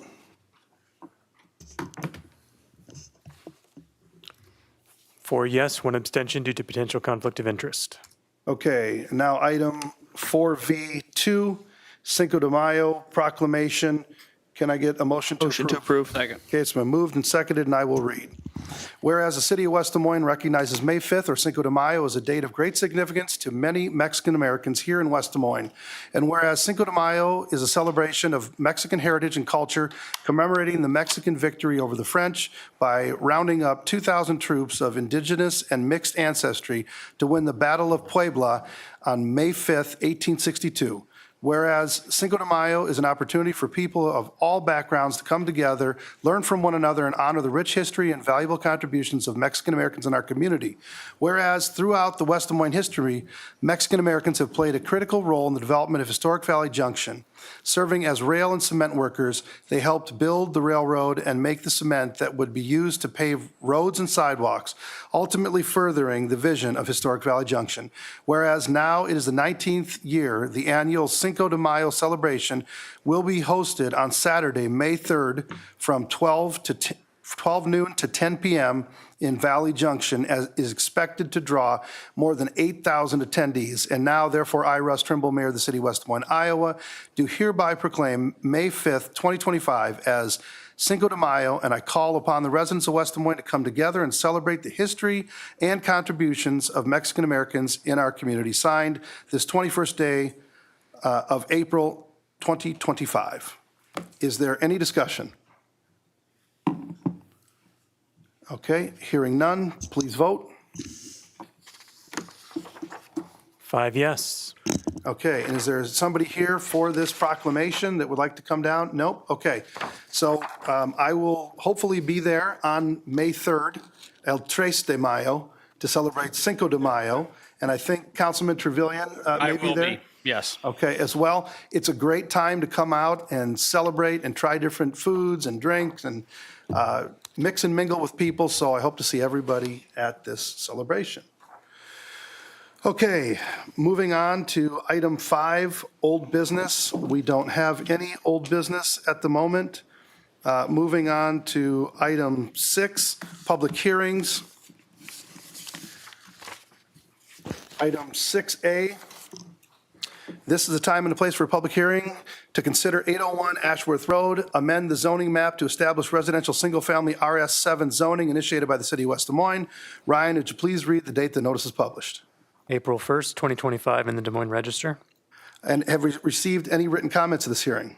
The Plan and Zoning Commission, by a vote of 5 yes, 1 no, and 1 absent, adopted a resolution recommending denial of the rezoning request. And there was also one correspondence received today that's been placed on the dais this evening. Okay. With that, anybody from the audience that would like to address the council on item 6A, please come to the podium, give us your name and address for the record. Anybody online, hit *6 to unmute yourself and do the same. And Chad, we will start with you. Please give us your name and address for the record. Chad Burbank, I live off 86th Street in Urbandale. I'll be very brief. Residential single-family zoning is very bad land use. I would urge the council to at least bump that up to double-family zoning. This was a policy that Berkeley, California started several decades ago. It causes nothing but inefficient land use. It is bad for property tax. And so I urge the council to bring more single-family up to at least double-family so that we get more tax base. Thank you. Okay, thank you, Chad, appreciate it. Anybody else that would like to address the council, come on up, give us your name and address for the record, if you would. My name is Paul Mitchell. I'm the owner of 801 Ashworth in partnership with Paul Martin. My home address is 1060 Polk Boulevard in Des Moines, and our company operates out of 801 Ashworth. We attended the zoning, planning and zoning meeting where they agreed with our position that this motion should be rejected. The points we made at that meeting was that this property has been zoned commercial for the last 30 plus years. We purchased this property in 2020 and made a significant investment to upgrade the building on the understanding that its zoning would continue as commercial. We operate our business, Imaging Ingredients, from this property today. It currently is used as a commercial office, which is consistent with the current zoning. As for zoning consistency, in the vicinity of Ashworth and 8th Street, this is a mixed-use area and has been for well over 30 years. There are 3 properties directly south and across from us on Ashworth Road that have been zoned commercial for all that time. There are major commercial properties just west of us on Ashworth Road, including Business Solver and Guide 1. Just north of us on 8th Street is PPG Paints and Gilroy's and many other businesses, as well as there is a West Des Moines Community School borders our rear border at 1028th Street.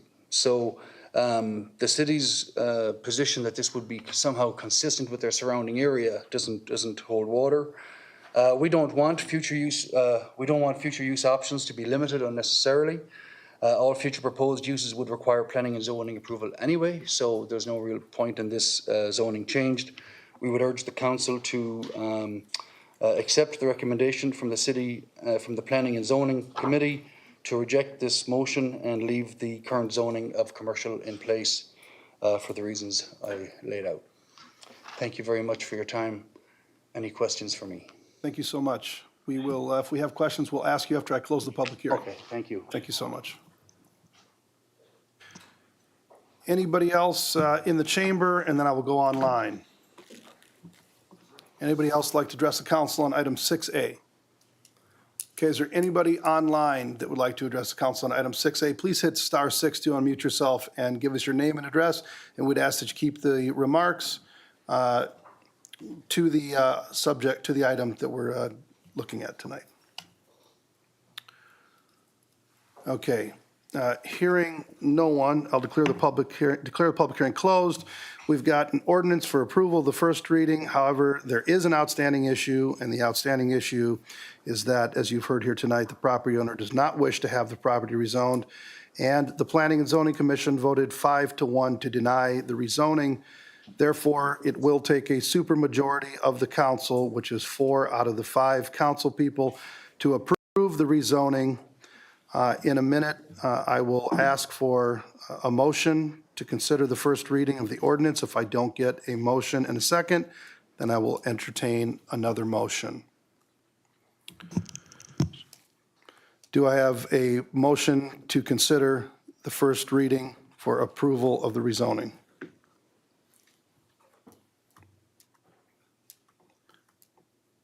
Okay, hearing none, I guess I would entertain another motion. Does somebody want to make another motion in regards to this item? I'll make a motion that we leave it the way it is. As Mr. Mitchell pointed out, I know for a fact, and I'm going to date myself, that back in the 70s, 808 Ashworth was commercial because it was the Valley Shopper building. So it makes sense to me that everything to the west of 8th Street along Ashworth would be commercial. I'm not sure when the house to the east there at 8th and Ashworth on the south side became commercial, but I know that's commercial, and everything along the west or the south side. I'm not, also, maybe this is a question for Lynn, I'm not sure what the houses are to the north, or to the west rather, of 801, but it would seem to me that if they're not commercial, they ought to be commercial because, as was stated, everything west of there is already commercial. So I'm going to make a motion that We deny we deny the it. rezoning? I second that motion. Okay, it's been moved and seconded. Is there further discussion on this item? Mayor, do we need a motion? I mean, if there's no motion to approve, it doesn't just die for lack of support and we're done with it? No, I suppose that's, I think so. that's another way to do it, but, It dies. Yeah. okay, Right, yeah, no motion would be required. okay. Pardon? So we could withdraw our motions, Kevin and I? I said no motion would be required. Okay. Okay. All right, so this item dies for lack of a motion. In a second, we have Lynn Tweet. Yeah, Lynn Tweet, Director of Development Services. If the motion dies and we are not changing it, staff needs to be directed to bring it back to the comp plan and have the comp plan be placed as multi-use medium on, or multi-use low on the property. So we can't leave it as single-family comp plan or detached residential comp plan and office zoning. They're inconsistent. I think this is your notice. Yep. Okay, so what's the action that you need for us tonight? Do you need us to deny this, or do you need? Nope, what- you've denied it, that's fine, Okay. but it's with the direction that staff brings back a comprehensive plan amendment to take it to a consistent land use. Okay. You know, and I guess I will say that, you know, had we approved this tonight, I mean, the business can continue to operate as a business for as long as it does that. It would continue to be legal non-conforming, you know, but I respect the action of the council tonight. I will say that I have talked to residents in the area, and they do not wish to have any additional commercial in the area. The fact that this is already operating this way, I think that's fine, but I think most of the residents in that area, because I know one, if not more, people along that corridor asked me when I was door knocking what we were going to do with this area, and they asked to please not have additional commercial. I think the problem is there was a Casey's or a Yes. convenience store proposed to be there years ago. Yeah. And that's one thing, but An office is. yeah. Right. Okay, well, with that, why don't you bring it back, will you bring it back to development and planning, or? Doesn't need to, it's just a cleanup matter. Okay, sounds good. All right, moving on to item 6B. This is time and place for a public hearing to consider Oaks on Grand, 5785 Raccoon River Drive, amend the zoning map to establish commercial zoning, initiated by JCG Equity LLC. Ryan, would you please read the date the notice was published? April 4th, 2025 in the Des Moines Register. Have we received any written comments to this hearing? The Plan and Zoning Commission, by a vote of 6 yes with 1 absent, adopted a resolution recommending approval of the rezoning request. Okay, anybody in the audience would like to address the council on item 6B, please come to the podium, give us your name and address for the record. Anybody online, hit *6 to unmute yourself and do the same. Is there anybody either online or in the chamber that would like to address the council on item 6B?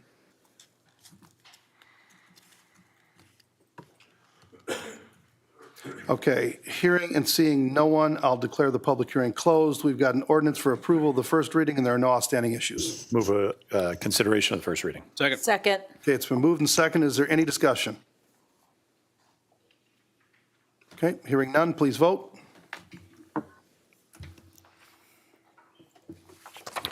Five yes, an ordinance amending the official zoning map of the city of West Des Moines, Iowa, 2024 by amending Title IX zoning, Chapter 4 zoning districts and map. Move approval of the first reading. Second. Second. Okay, please vote. Five yes.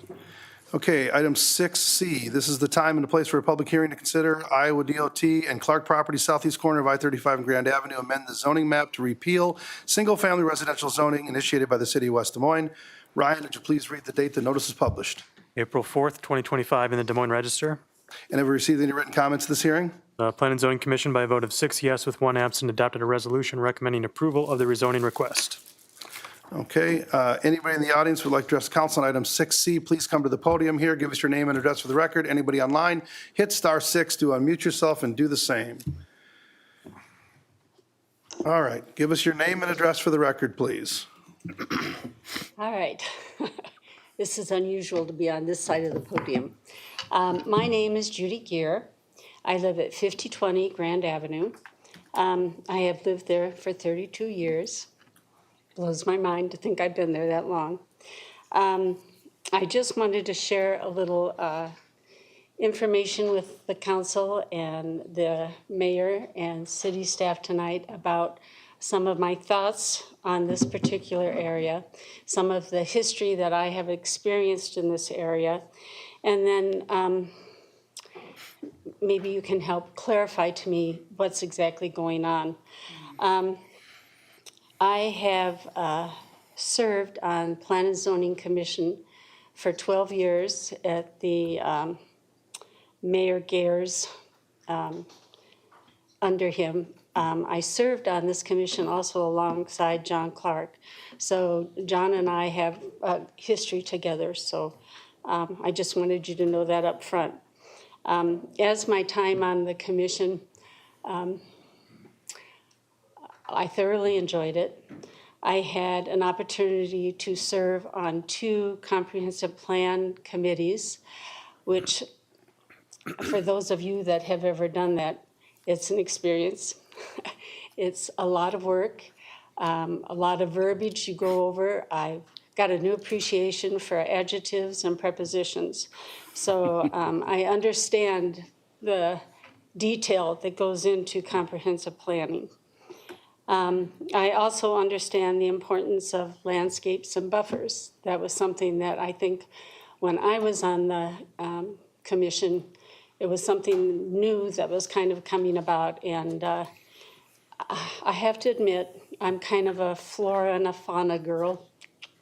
And I think I had a little nickname that I'm going to consider as a compliment. I was kind of nicknamed a tree Nazi. So you kind of get an idea where I come from. I have, I'm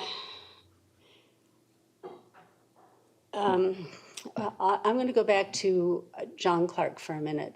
When John and Jody moved to Florida, it's probably been 12, 15 years ago, John came over and visited with me and told me that he would suggest that I didn't do anything to improve my house or put in any expensive updates or anything into it, because it was his thought that someday his property would go completely commercial, and that our houses, there are 3 houses right there in the corner, would probably be torn down and put into commercial property. I was a little surprised when he told me that. But to be honest with you, I didn't heed his advice. I have kept my house up. I have lived in it and enjoyed it, and I didn't really want to see it torn down.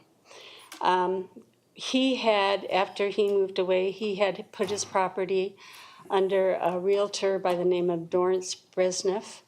And Dorrance would come to our houses almost every spring and would tell us all these exciting things that were going to be happening in this neighborhood. That there was a gas station that was going to be built on this corner, and that they were going to tear down our houses for the gas station. And then he Judy, came. I don't mean to interrupt, but you got 1 minute and 19 seconds, and I want to make sure you get it all in. Oh, really?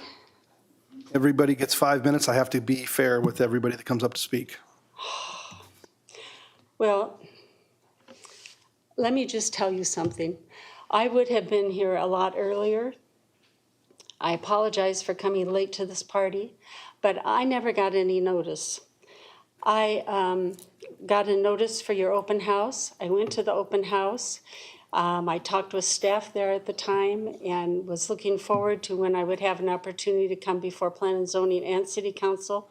I left my name, my address, my email address, and I never was notified for any of this. And I don't understand that.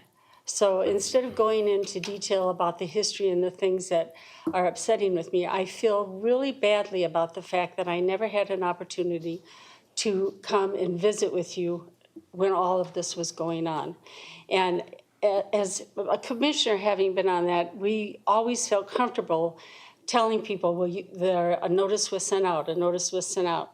But I'm standing here, my neighbor didn't receive a notice, I didn't receive a notice, and my other neighbor didn't receive a notice. So that is very troubling to me, and I don't appreciate that. I guess the only thing that I would have that I'd want to say to you is that this is a unique area in the city of West Des Moines. I doubt that you'll find another place like this any place else in the city of West Des Moines. The new designations that have been decided. Judy, I'm sorry. To be fair, you got to wrap it up. So give us a parting thought here. All right, my parting thought. There's a song that has a chorus in it, and it says, pave paradise and put up a parking lot. I just pray that this is not the intention of the city or any developer that comes and looks at this particular parcel, and that's what he intends to do. Thank you, Judy. Appreciate it. Anybody else from the audience who would like to address council item 6C? Okay. 5 minutes. All right. Heard. All right. Craig Pepper, 2051 South 50th, around the corner from Judy.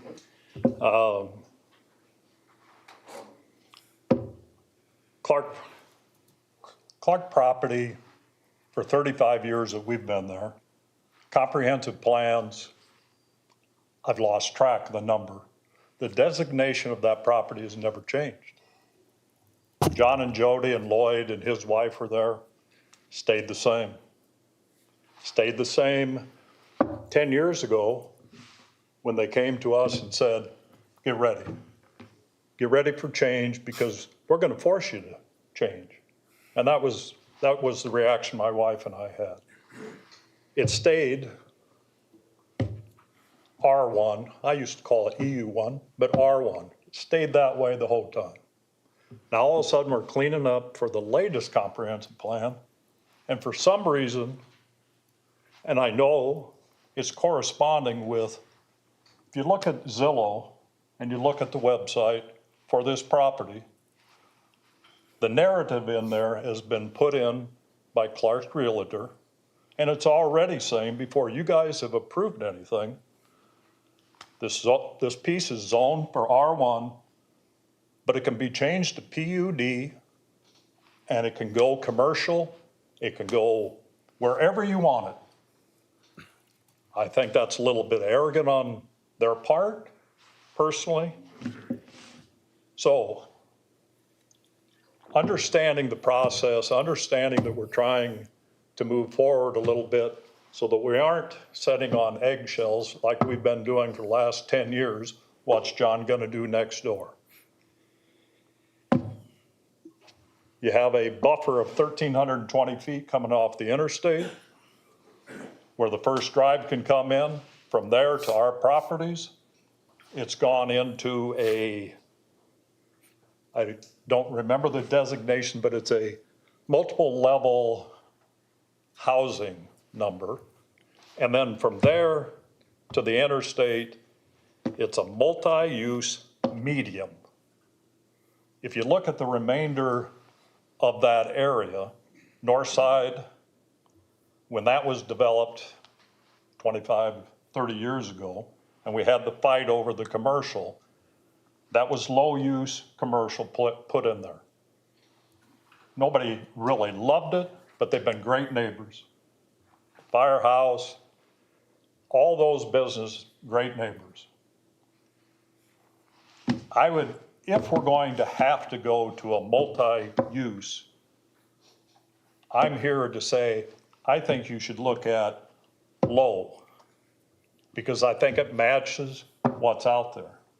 You got low on the north side, we'd have a little bit of low on the south side. And Judy's right, that whole corridor is different. Grand Avenue is not Mill Civic, is not University. It has nothing to do with those because we brought EU1 from 35th, Hidden Cove, you know all the neighborhoods out there. And I'd hate to see it ruined. I'd personally love to see the designation change to only apartment level, townhomes, that's fine. But when you start throwing in commercial, I'd hate to see a hotel out there. I'd hate to see a convention center with a big ass parking lot, excuse my friend. So I apologize for not being able to get to the P&Z so that my comments were heard, but I'm using this avenue that's brought to me, and thank you for that. And I would just like your consideration on that portion of their recommendation. And other than that, thank you. May I ask you a question, sir? Yes, sir. Turn my microphone on. I heard Ms. Gare say that she didn't feel like she had gotten proper notification. Do you know if you got proper notification? I was gone during the month of February. And I had a big bundle of mail. My wife and I do not believe that we had any notification with regards to that. But to say I could swear on that in a court of law would be a little tough, but I don't believe we did. Okay, thank you. That's all I had. I just have a comment here because we had item 6A on 801 Ashworth, and I know that the owners there felt like they didn't get notified, and that came up at planning and zoning, and we've got 2 more people here tonight who don't feel like they were properly notified. I would like to ask to delay this item if there's not a rush to get it done, to do a little bit and make sure that we're following our own processes appropriately. This is my ward. I'm concerned that maybe something's fallen through the cracks. We've had 3 different people on 2 items tonight feel like they weren't properly noticed. I agree. Can we Okay, ask? well, we still have the the public comment period open, so why don't we, That's fine. Sorry, I'll make my motion later. Lynn, why don't you, I mean, we are, a couple things, I guess. Looking at the map here, we are talking about the property that is farthest to the west, right? Closest to the interstate. And then it looks like there's a property, and I'm red-green colorblind, so maybe this is red too, and I'm not seeing it. But then there's a property right next to it and kind of in between where the residents live. Yeah, so couple things. One, remind us if you can, what goes in, what's able to go in multi-use medium. And then mixed residential. And then mixed residential. I mean, it looks to me like we're doing a buffer here when we get up against the two residents that came here tonight. So we got multi-use medium, then you've got this strip of land before you get to their homes that is mixed, that's mixed residential. That looks to be a pretty decent size acreage in and of itself. I think that's where John's actual house was. Maybe Lloyd's was over where the multi-use medium is. The mixed residential includes their properties. And it includes their properties. Correct. But describe what multi-use medium encompasses, and then let's talk about the mixed residential. Okay. So Lynn Tweet, Director of Development Services. The multi-use medium, and this is comprehensive plan, this is not the zoning. Right. This is the comprehensive Right. plan. So multi-use medium allows for basically attached residential. It does not allow for detached residential in the medium. It allows for any type of attached residential from Condos to townhomes to apartments. apartments, yes. Okay, Does allow for office, does allow for commercial or retail, does Okay. allow for limited impact industrial. All of those can go into the multi-use medium. okay, Multi-use medium was put here to capitalize on the interchange. right. It's one of the first ones that you're going to come to as you travel north, where you can actually have some services. So it's a lot like what has happened at Mill Civic, is really what it amounts to. The mixed It almost reminds me a little bit of neighborhood commercial in our old comprehensive plan, mixed in with a little bit of the housing. a little more intense. Okay, So your neighborhood commercial is actually what is on the north side here and what is in the one in the Anderson property right here. okay, That is really more, that multi-use low is the equivalent of your neighborhood commercial. okay, Really meant to be smaller scale, not as intense, really just serves the few residential around it. The medium is that next step up, a little bit more of a draw from a larger area, pulls people from the interstate, and then high is the highest level we have, which is the Jordan Creek Town Center area. okay. So And none of the multi-use medium or low, none of that is residential. multi-use Can medium, be. you can have attached residential, but you cannot have detached or single. What about family. multi-use low? What residential can you have? Multi-use low can have the single family, it can have attached product, it's just your apartments then, the amount of density in your apartments is ratcheted down. So the low, if you kind of just think of them as tiers of intensity, the low is that lowest intensity, the medium kind of sits in that middle ground, and then the high is really meant to be more of an urban environment. The mixed residential, you can do any type of residential from the estate property, and that's why we have not repealed zoning. You can have estate lots, you can have traditional single-family lots, you can have traditional medium density in there, and you can have typical apartments in there. So the mixed residential is kind of meant to be more that all-encompassing, but you have a little more flexibility in the type of development. I said, we are keeping the what is actually RE1A, which is the residential estate zoning, underneath this. So before anybody could come in and do anything more than those estate lots, they would have to come back to you to actually change that zoning to allow for it. The multi-use medium that we're doing, we're just repealing the zoning, It'll sit unzoned until development proposals start coming with us, and then we'll evaluate them and try to figure out how does everything come together, what zoning do we need? And is that why people were not noticed? Because we will notice if we go to change, not repeal the zoning, but we go to change the zoning, at that point in time, anybody 370 feet from this property will get noticed. Right, so we did notice the multi-use. So what really We did. happened is we did this started back end of last year when we did the outreach. So we sent out almost 20,000 postcards to everybody in the developed area. Wow. As part of that, we had a website that was on those postcards that was dedicated to this comp plan update. So we did the outreach, then we came to you with the comp plan. We did not renotice for those 20,000 cards. We updated the website, and anybody who came to talk to us, we had said, tell them, watch the agendas. That's how you're going to know when it's coming up. This between the website and the agendas, that's when you would know. So we did not go back and renotice. That's the same way we did the whole south, the undeveloped areas or everything south of the river and far out west. That's how we were allowed to do it for that. So process is the exact same that we did before. And a repealing of a zoning is not something that we would normally notice on, but rather, because this is going to be unzoned at this point in Right, time. and this is, because this is a follow-up to the comprehensive plan, we typically do not go in and just repeal somebody's zoning just for the sake of it.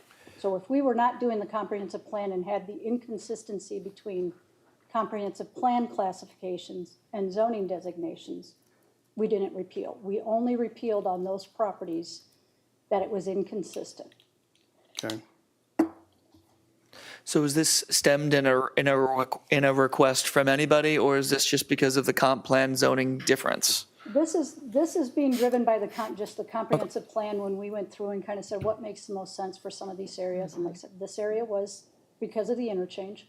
We did discuss this with Development and Planning Subcommittee, and this is kind of where we landed on it is, you're right, we're keeping that residential off to the kind of the east end there as a transition as we come out of it. Even with the subcommittee, we talked about whether or not this little piece should change to yellow. We just opted to leave it as the purple for now and see how development comes. So that kind of begs the question, thank you too for sharing the thoughts. So the MR, mixed residential, why not, whatever the zoning is, you'll have to bear with me, why not make that multi-use low, but with no commercial option, whatever color that would be? You're picking, for me to take this whole thing to, you're saying take this one to multi-use low? No, You're saying the take MR, this one to? yeah. Why not make I'm that, confused. Back Why up. not leave it where it is? Why? MR would stay where it's at. no, so that's what I'm talking about. Let me rephrase, excuse me. So that you're pointing at right now, the MR. It sounds like the folks in the audience would be fine with, say, a townhome option, a duplex option, or some sort of attached home. But it sounds like the folks also don't want a commercial option. That's what I heard from you say. That's what I heard you say, but And that's in the multi-use medium that they're talking about. But Yes. you've got a significant buffer here. were you referring to the multi-use medium specifically, not the MR as on here? Okay, I just wanted to make, okay. Yeah, the They're- MR locks them into what they have today. Their Would their have to be homes, intentionally rezoned. their homes, just so you see, are Yeah, sitting, yep, right there, those three, okay. oh, two of those. The So, issue Lynn, is. would they have this. received, I mean, I don't know what the distance is, are they within, I don't know what, is that 370 feet? It's 370 feet of this, but again, we didn't even have to do that noticing on the repeals. Okay, so no formal notice went out. Judy mentioned she had provided an email. Would we have emailed anything out at that? No, the emails that we collected as part of the open house was really just for tracking purposes of how many people came to see us. It really wasn't meant to be used as a, Follow-up. we'll follow up and send to everybody who came in again. Like I said, we did the postcards, we had a website, that was how we had processed it, that's how we did the previous one. Okay, so when we collected emails, it wasn't for purposes of communication, it was for purposes of seeing who was present? Yeah, we asked it just so we have the numbers of who came. Same thing, we had the website, so we have the statistics of how many people went to the website, just to have an idea of how did the outreach go after you spend out 19,000 postcards, you kind of want to know, was it worth the 10 grand that we spent? Well, and just to make sure, when we when we're looking at changing the comprehensive plan, that's not something that we notice under the state code. When we're talking about repealing a zoning, that's not something that we notice under the state code. When we talk about rezoning a piece of property, that is something where we will notice, and we will notice 370 feet from the affected property. Yes. So we followed our protocol Right. under state code. Yeah. When But we now- rezone a subject piece of property, it's that property and everybody within 370 feet of it. But I'm a little confused because we gathered names, phone numbers, addresses, and email addresses, but nobody was notified, and apparently because Judy Gear says she didn't receive any updates, maybe not notified, but updates as to this is the next steps. And I guess I don't understand why we would gather email addresses if we're not going to notify people. I mean, if all you're doing is counting heads, we can do that with tick marks. So. But I think this comes down again to state code and following what's outlined in state I code. understand. We communicated something different. I don't care what state code is. Just because we don't have to follow it doesn't mean we shouldn't do something. And to me, if we're asking people to put down their name, address, phone number, email address, that's telling them that we're going to keep you informed as this thing transpires, and we didn't do it. And I think that's where we failed. Thank you, I don't care what state code says. I think that if you put yourselves in the shoes of these people, you would want to know that information too. And you would expect that you're going to be contacted to say what the next steps are if they've asked you for that information. Yeah, and I guess I'm not saying that. I'm not saying that, these people were or weren't contacted. I'm telling you that we followed what is outlined in state code for noticing people. And if we don't follow what's in state code, then we could be liable. Let's say we notice somebody on something that the code doesn't require us to notice them on, and then we don't notice somebody else because code didn't require that, then we could get into legal trouble. So I think but I'm not disagreeing with you, Kevin, that we had information, it would tell somebody that we may be contacting them involving a property next door to them. We can do whatever you want. If you guys want to defer this, we can defer it, but the public hearing is still open. We still need to hear from people, and then we can take action after that. But I'm just telling you, we followed our protocol. Yeah. All right. So just to keep going with this here, the two parcels that are in the the MR, okay, to the west of the folks that are here, the two vertical lines there, have we heard from either of those residents? No, So that is the party that's also owns the ground to the west? part of it, yes. They own this piece. This, I believe, is still part of this little piece is DOT. And this is also the same owner as over here. Okay. That's not true. That middle piece in there is owned by a trust company in Florida.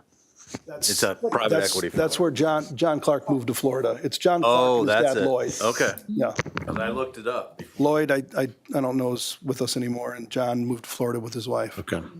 So with respect to the multi-use medium, the purple that's on the west side there, just east of the interstate, as I read the packet here, and as I hear this tonight, it would be, we would eliminate the existing zoning on there. It would be an unzoned parcel. Help us all understand on a go-forward basis, procedurally, what would happen with respect to a future zoning and then potential future development. So first of all, when would the zoning occur? When we get somebody coming in with a development proposal that appears it's going to continue down the path, they would request the zoning. So whatever they come into us, talk to us about they're doing, we would then say, okay, this is the type of zoning you need to have to do that. If they want to do a true mixed use, or they want to just do apartments, or they want to just do commercial, it really depends on what exactly they're going to do. That's why we are not going ahead and giving people zoning, because it's a crystal ball. I have no way to know what exactly that development would be. Okay. So when they come to us and start talking to us, we would work through what that zoning request would be. We would then take whatever property, if they are only developing the multi-use medium, we would go this property, and then 370 feet from the boundary of that property is who would receive notice. that there's going to be a rezoning request brought forward to the P and Z and the council. Okay. And what would be the protections that these folks would, I mean, obviously you have a geographic buffer, right? I don't know if that's 300, I don't know how many feet it is right there that that is in the residential side. But, and you could have, as Judy referenced earlier, buffers and other natural protections. But as it relates to zoning, that would go before P and Z, before, in terms of whatever the applicant was interested in putting. Let's say an applicant was interested in putting in apartments. That would go before P and Z for a rezoning? Actually, in either one of these. If they were looking to put in apartments, whether it's in the orange or the purple, Yep. would take a zoning action. So that would come Okay. before the P and Z and the council. Same is true for any commercial or business activity? Right. Okay. And then after P and Z would vote it up or down, like they did on the 801 Ashworth, they voted it down, they would come to the council, and the council would have a say. The only development that could happen without coming back to you is somebody could come in and put this into estate lots. So any ground that's not in the orange, because we're leaving the residential estate 1A zoning district in place, that's what would govern their development. So they could come in and subdivide for one acre plus lots, 40,000 square foot plus lots. And there's no notification that would go out with that because it's consistent already with what they're doing. And If if, they want to do anything else, it's going to take a zoning action. okay, and so if Clark in the mixed residential wanted to put up an apartment or a condo in there, It would have to come back for a rezoning. okay, so it's permitted within our comp plan, but it's not zoned yet. Absolutely correct. So you could theoretically, in those two strips there, have apartments or condos, but you'd have to come through rezoning. Right. Okay. All right, fair enough. That's all I've got. Which, let me tack on to that. So if someone wanted to build just a neighborhood, just a street off of Grand in that same strip, Lynn, you want to show me that strip? Yeah, that's what we're talking about right there. They could build, they would have to get a zoning change, but they could build single-family homes. They could build townhomes, so duplexes, fourplexes, something like that. Or they could build large apartment buildings as well. All of those would need a zoning change, right? Correct. So with that zoning change, and I think the folks here would probably not prefer to have that last option. So I guess my question is, and I'm sure you would probably prefer to have giant estate lots or single-family homes, and even though you probably wouldn't prefer townhomes, what option could be here to stop a future apartment? So what would be the comp plan color? That would be like mixed residential low, which would only be townhomes and single families and not apartments. The only options we have is yellow is detached residential. So if I paint it yellow, it is a detached residential project. The lot size, if it's anything less than 40,000 square foot, would have to have a rezoning to do it. Everything else, any other kind of a townhome, any other type of project, if it's not detached standalone, would require a zoning action to do. So right now, this orange MR does not capture the current zoning, correct? No, it does capture the current zoning. No, I mean what it is right now before this potential change. It's not aligned with the comp plan. We're leaving. It is aligned. That's what it is. We're Because leaving I it. can do single-family detached in the orange.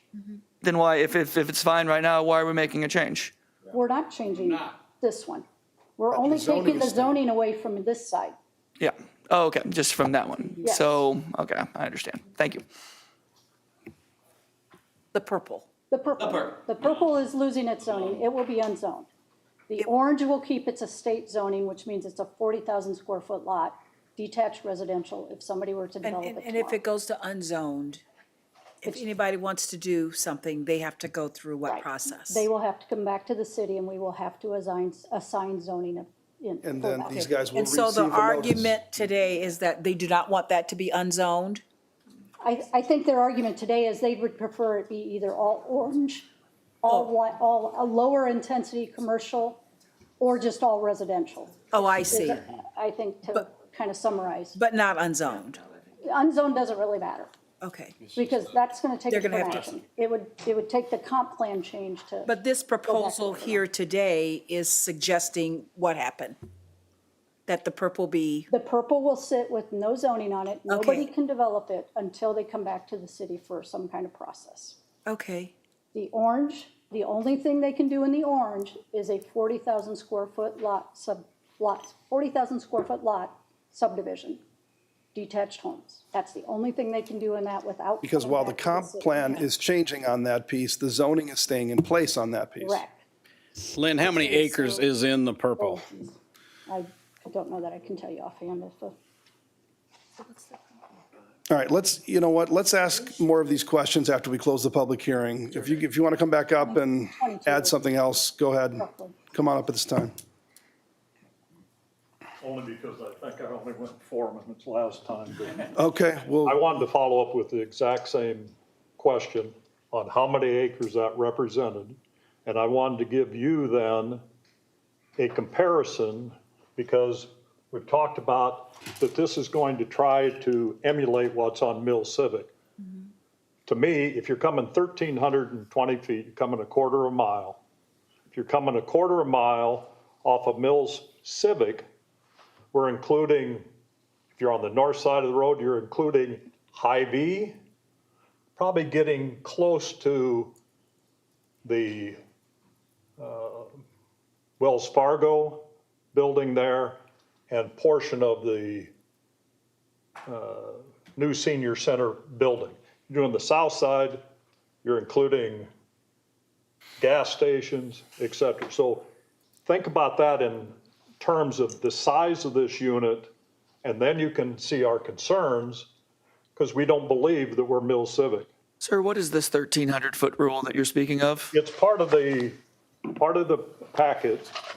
Oh, on this The specific DOT thing? The Iowa DOT. Because the Hy-Vee on Mill Civic is 250 feet from the interstate, so. Right. But that's for, okay. It's, the 1,320 feet represents that line that is the designation between the colors. And that's required by the DOT, sets the distance where the first driveway can come onto the property. So at that point in time, they defined what acreage was going to be that designation. Personally, I think it's huge. It's a monster. If you look at our little corner up there, that represents about 5 acres. And I don't know if I'm being shown anything, but it's just this housing, the 5. You could point down here. Oh, okay. Thank you. The 5 lots here were minus this portion that comes down along John's property. That represents 5 acres. So if I take that and I superimpose it on the purple, I'm talking 30 acres, I would guess. Yeah. His entire property is 57. Some of it's across or down below in the river bottom. So I'd say we're probably talking 30 acres, which, we fought the Grubbs when they bought the Boone property across the road from that, when they wanted to turn 40 acres up there. And at that time, they were comparing it to what was going on in Valley West. So 30 acres, I just want that to be a part of the consideration. And thank you. So Lynn, right now, without changing it, if there's 22 acres, they could build 22 single-family houses there at 1 acre lots. on the MR. The 22 is the multi-use. That's right. But if they're residential now. Unzoned. It'll be unzoned. No. And no, Today, no. it's Well, residential today. No, because we've already changed this comp plan. And I do not allow detached residential in the multi-use medium per the comprehensive plan. Okay. You can do it in those multi-use low, you cannot do it in the multi-use medium. So if we go back and change the comp plan and take this to multi-use low, you could leave the zoning across the whole property. Somebody wants to come in and do anything but a 40,000 square foot lot, that's the only thing they'd be able to do until they came back to us. But if you have an interchange, the intensity of what you really are going to have is likely more consistent with a multi-use medium. He is absolutely correct. It can be a C-store, it can be a Hy-Vee, it can be a McDonald's. It can be basically anything that we have kind of up by Mill Civic could potentially go in there, other than you guys control what zoning you're going to give them in the long run. Right, and we will be having this discussion again at some point in time in the future. Should somebody come in with a project to go in the multi-use medium and want to do a Hy-Vee, want to do a gas station, and at that point in time, we will have to rezone the property, and these guys will get noticed at that point in time. Right, and we will be having conversations with them of, okay, you want to do this, we have residential here. Well, let's talk about how we're going to buffer ourselves. How are you going to mitigate your impacts on anyone around you? So that all comes hand in hand once the development starts. But prior to changing the comp plan, that was residential, correct? Yes, right now it is. And these all- folks say they were not notified were not contacted to say, here's the next steps going forward, that we're going to change the comp plan and allow for MUM. And I've got a problem with that. But the comp plan is already changed. I mean, that's. We could change it back. We're changing 8th and Ashworth back. Already multi-use medium. This action tonight is just repealing the single-family residential zoning from off of this property that has a comprehensive plan designation as multi-use medium. That's Right, already in but place. Right, but we could go backwards like we did, or we're going to at 8th and Ashworth. We don't have to do anything. On 8th and Ashworth, I think that was a changing of the comprehensive plan, was it not? It was, but This doesn't no, deal with the comprehensive we already changed the comprehensive plan. We were changing it back to residential, and now with not having a motion, it stays commercial, and we got to revise the comp plan. Is that correct, Lynn? Correct. We will And have- so we could do the same thing here. Yeah. If you deny the zoning change, the repeal of the zoning, I have to change this to either multi-use low, mixed residential, or detached residential. Those are the colors that can go in here. Light purple, orange, or yellow. That's the only 3 colors you can go with if you keep it as residential estate zoning over the whole property. I still don't understand. Is that the desire of I, the individuals here tonight? I don't understand the reason for doing this in the first place. The reason for doing this is with the comprehensive plan, you're trying to set the stage for what potentially could be around. So people, when they do buy, somebody buys here, this isn't already sitting there as yellow and we already are thinking it will go to something higher intense. So this is kind of giving the people the lay of the land is so. No. There's got to be a reason why we would change it from what it is today to this, and that's what I'm missing. I cannot have, the RE1A is a detached residential zoning district. I do not allow detached residential in the multi-use medium classification. You keep saying, I don't allow. Is there somebody trying to build detached residential here? Is there something going on that I'm not being told about? Because I'm really worried about the integrity around this process. We took people's emails. We didn't communicate with them. I think a reasonable constituent would have an expectation of communication. Like this is not the first time this has happened, and so I'm not happy about this. So when I say when the city adopted the comprehensive plan, those are the parameters that you adopted. But then the proper English would be the city, not I. But again, I guess the way I personally presumed was that the residents around here knew that this was going to become to the comprehensive plan change to multi-use medium, and that's not the case. Well, they knew that because they came and talked to us at the outreach. So they did know the comprehensive plan was changing. But they didn't know when we were voting on it. The follow-up was when it goes to the council, P&Z and the council for the comprehensive plan change, that is when they should stand up and say, I don't want those comprehensive plan. But that's when they were not contacted. Oh, Judy, hold on a second, please. That's when they were not contacted through email or phone call or a letter to say, this is going to P&Z and to council, for them then to speak up and say, no. But Kevin, that's not our policy. I know That's it's what not the our policy, but a is. reasonable person And I would think. appreciate that it's not a policy, but maybe it's time that we look back and reevaluate the way we notice people. Because Judy, there's a notice, and there's a section of state code that talks about how you notice people. And if you vary off of that, you're going to open yourself up to lawsuits. No, Because we I noticed understand you that. You by may email, notice- but you we may did notice not in the- notice this person by email. And now this person's suing us that we noticed you, but No. what's the policy? That's you why can we've got to notice- file a You state can code. notice a person in the newspaper, that's fine, I understand the And we do legality of that, and- that. But this is my neighborhood, and I came to the meeting and I was told, I was told I would have an opportunity because I know that the comprehensive plan has to go before P&Z, and then it has to go to city council, and then it's all changed. I never had the opportunity or was noticed at all that I could come before Plan and Zoning and talk to any of them about what this use was going to be. Because I talked to them just last Monday night and told them that I didn't know anything about it. And I said, I don't like the fact that this multi-use medium has commercial on it. I don't like the fact that they've opened the door for that to be, that John Clark could go in and put his convention center with parking lots all around it. And that isn't what that use needs to be, because just north of that property, that's all estate lots again. So that doesn't even fit into this neighborhood. So when Mr. Lutz asked what preempted all this change, I'd like to know that myself.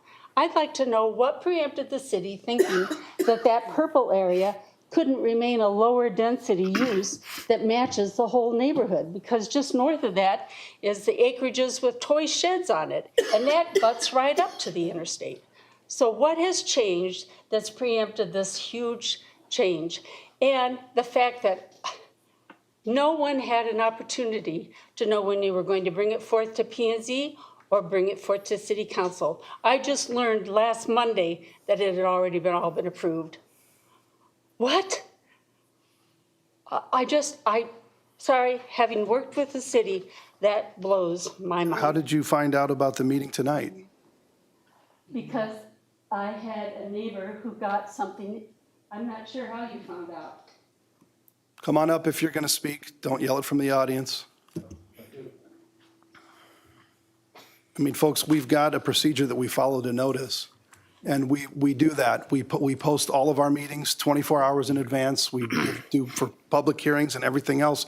We're following everything that we need to follow. And I'm not here on that portion. I found out because I get emails for your meetings and your meeting agendas. You signed up to receive those. I received those. Okay. So I did that.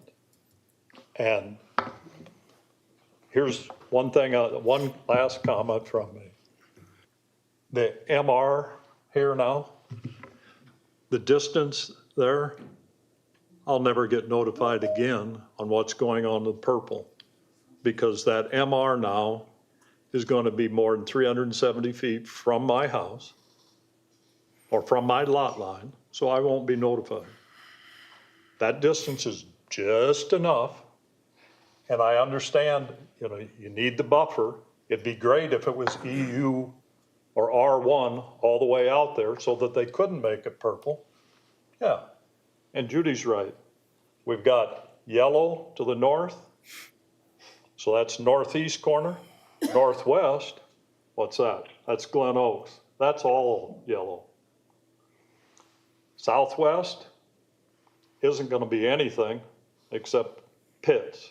And a little piece that keeps coming up to try to be commercial, but folks with the money on the other side stop that. So again, I'm a little confused why it's purple too. And that dark purple, because everything else is light purple, which is what I brought up to start with, low.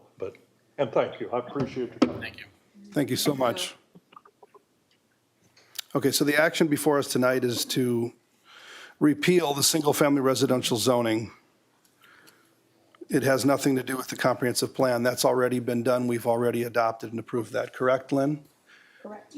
But if the action before us tonight is to amend the zoning map to repeal the single-family residential zoning under the MUM, And to make it unzoned. and to make it unzoned, but it has nothing to do with changing the comprehensive plan designation from MUM to anything else. Unless we vote That was down. already done. If we vote this down tonight, then I guess that will force Lynn to either put orange or yellow, Orange, yellow, or light or purple on it. light purple on it. And we'd want you to tell us which color you want. Is the public hearing still open or have we closed? Public hearing is still open. Why don't we, let's close the public hearing. Is there anybody else that would like to address the council on item 6C? You might double check online, Russ. It sounds like Okay, is there somebody's. anybody online that would like to address the council on item 6C? Hit *6 to unmute yourself. Maybe not. Okay, is there anybody else in the chamber that would like to address the council on item 6C? Okay, I will declare the public hearing closed. And we have got, pardon me, we've got an ordinance for approval of the first reading, and there are no outstanding issues.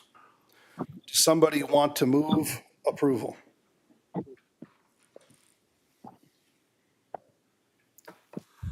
Okay.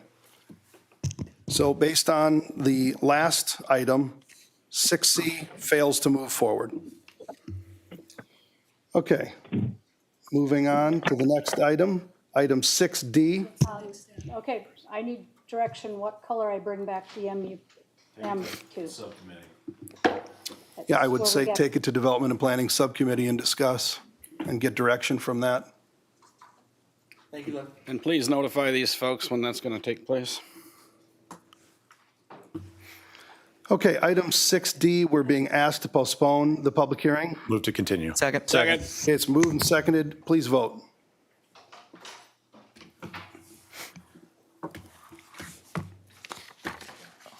Five yes. Okay, item 6E, this is a time and a place for a public hearing to consider 2025-26 FY operating capital budget initiated by the city of West Des Moines. Ryan, would you please read the date the notice is published? April 4th, 2025 in the Des Moines Register. And have you received any written comment to this hearing? None, Your Honor. Okay, anybody in the audience would like to address the council on item 6E, please come to the podium, give us your name and address for the record. Anybody online, hit *6 to unmute yourself and do the same. Is there anybody in the chamber or online that would like to address the council on item 6E? Chad, give us your name and address for the record, please. Chad Brubaker, live off 86th Street in Urbandale. Hey, Chad, Two give very us, quick we need a items. specific address, I'm sorry. I'd have to go look it up, honestly. You don't know your mailing address? I don't remember it, no. I remember my Park 88 address before your police department covered up the wire fraud that kicked me off there, but that's not what we're going to talk We have a about tonight. procedure, Chad. You got to give your full address. I didn't realize you weren't giving a full address when prior. I will give that to the clerk here.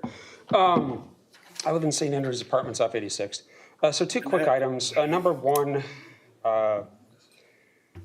just for bonds. Chad, we need your address before you can address the council. See why this is relevant. Everybody has to give it. Well, it's the same thing on the notice.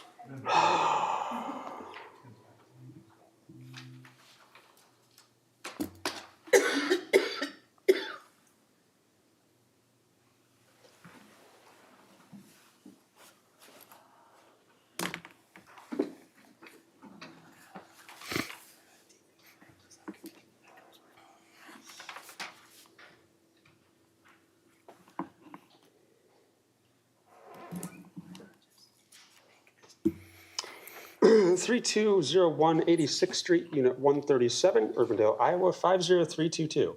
Okay, go ahead, Chad. Just to be quick. So two bond underwriting situations. Number one, there was a July 2021 check from ICAP, your insurance pool, the Denton Davis Brown. Your city attorney needs to disclose what that was for in closed session. Not going to get into it. Second matter. I had the Altoona city manager for a long time come forward as a whistleblower What Also, does you're gonna this have to have to sit, quick do with set- what? 6E? Chad, you got to keep your comments to 6E. This is This is adopting the our budget. This is capital and underwriting- operating This is budget. underwriting liability to keep the city's credit high. I would highly suggest the city maximally have transparency on its water bills with these data centers and also partner with Altoona to do that, and that should get rid of the conflicts of interest. Thank you. Thank you, Chad. Anybody else for item 6E? Anybody online for item 6E? Please hit *6 to unmute yourself. Give us your name and address for the record. Okay, hearing and seeing no one, I'll declare the public hearing closed. We've got a resolution approving the FY 25-26 operating capital budgets. These budgets have been discussed at great lengths, including at an all-day Saturday work session. Can I get a motion to approve the resolution adopting the budget? Motion to approve. Second. Okay, it's been moved and second. Is there any discussion? Yeah, I just want to make one comment, Your Honor. Yes. I want to thank staff and the rest of the council for working so hard on this budget again. We've put a lot of effort into trying to streamline and drive efficiency into city government or municipality. And I think we're doing that, and it's evidenced by another tax reduction without service reduction. And I'm really proud of that. Thank you. Absolutely. Thank you, Councilman. Any other discussion? I know Chris Hamlet's right back there, and I know he just puts hours upon hours upon hours upon hours on putting so much together. So I really want to give him a nice shout out as he is here to see this budget most likely be approved. Here we go. Thank you, Chris. Okay, any other discussion? All right, hearing none, please vote. 5 yes. Okay, item 6F. This is the time and place for a public hearing to consider library air handler replacements initiated by the city of West Des Moines. Ryan, would you please read the date the notice is published? April 4th, 2025 in the Des Moines Register. And have we received any written comment to this hearing? None, Your Honor. Okay, anybody from the audience who would like to address the council on item 6F, please come to the podium, give us your name and address for the record. Anybody online, hit *6 to unmute yourself and do the same. Is there anybody either in the chamber or online that would like to address the council on item 6F?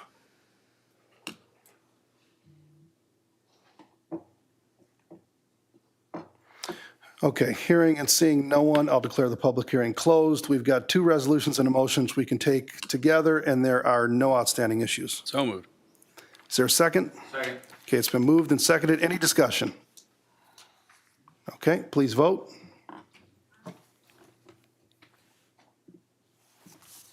Five yes. Okay, item 6G, this is a time and a place for a public hearing to consider City Hall generator replacement initiated by the city of West Des Moines. Ryan, would you please read the date the notice is published? April 4th, 2025 in the Des Moines Register. And have we received any written comments to this hearing? None, Your Honor. Okay, anybody in the audience that would like to address the council on item 6G, please come to the podium, give us your name and address for the record. Anybody online, hit *6 to unmute yourself and do the same. Is there anybody in the chamber or online that would like to address the council on this item?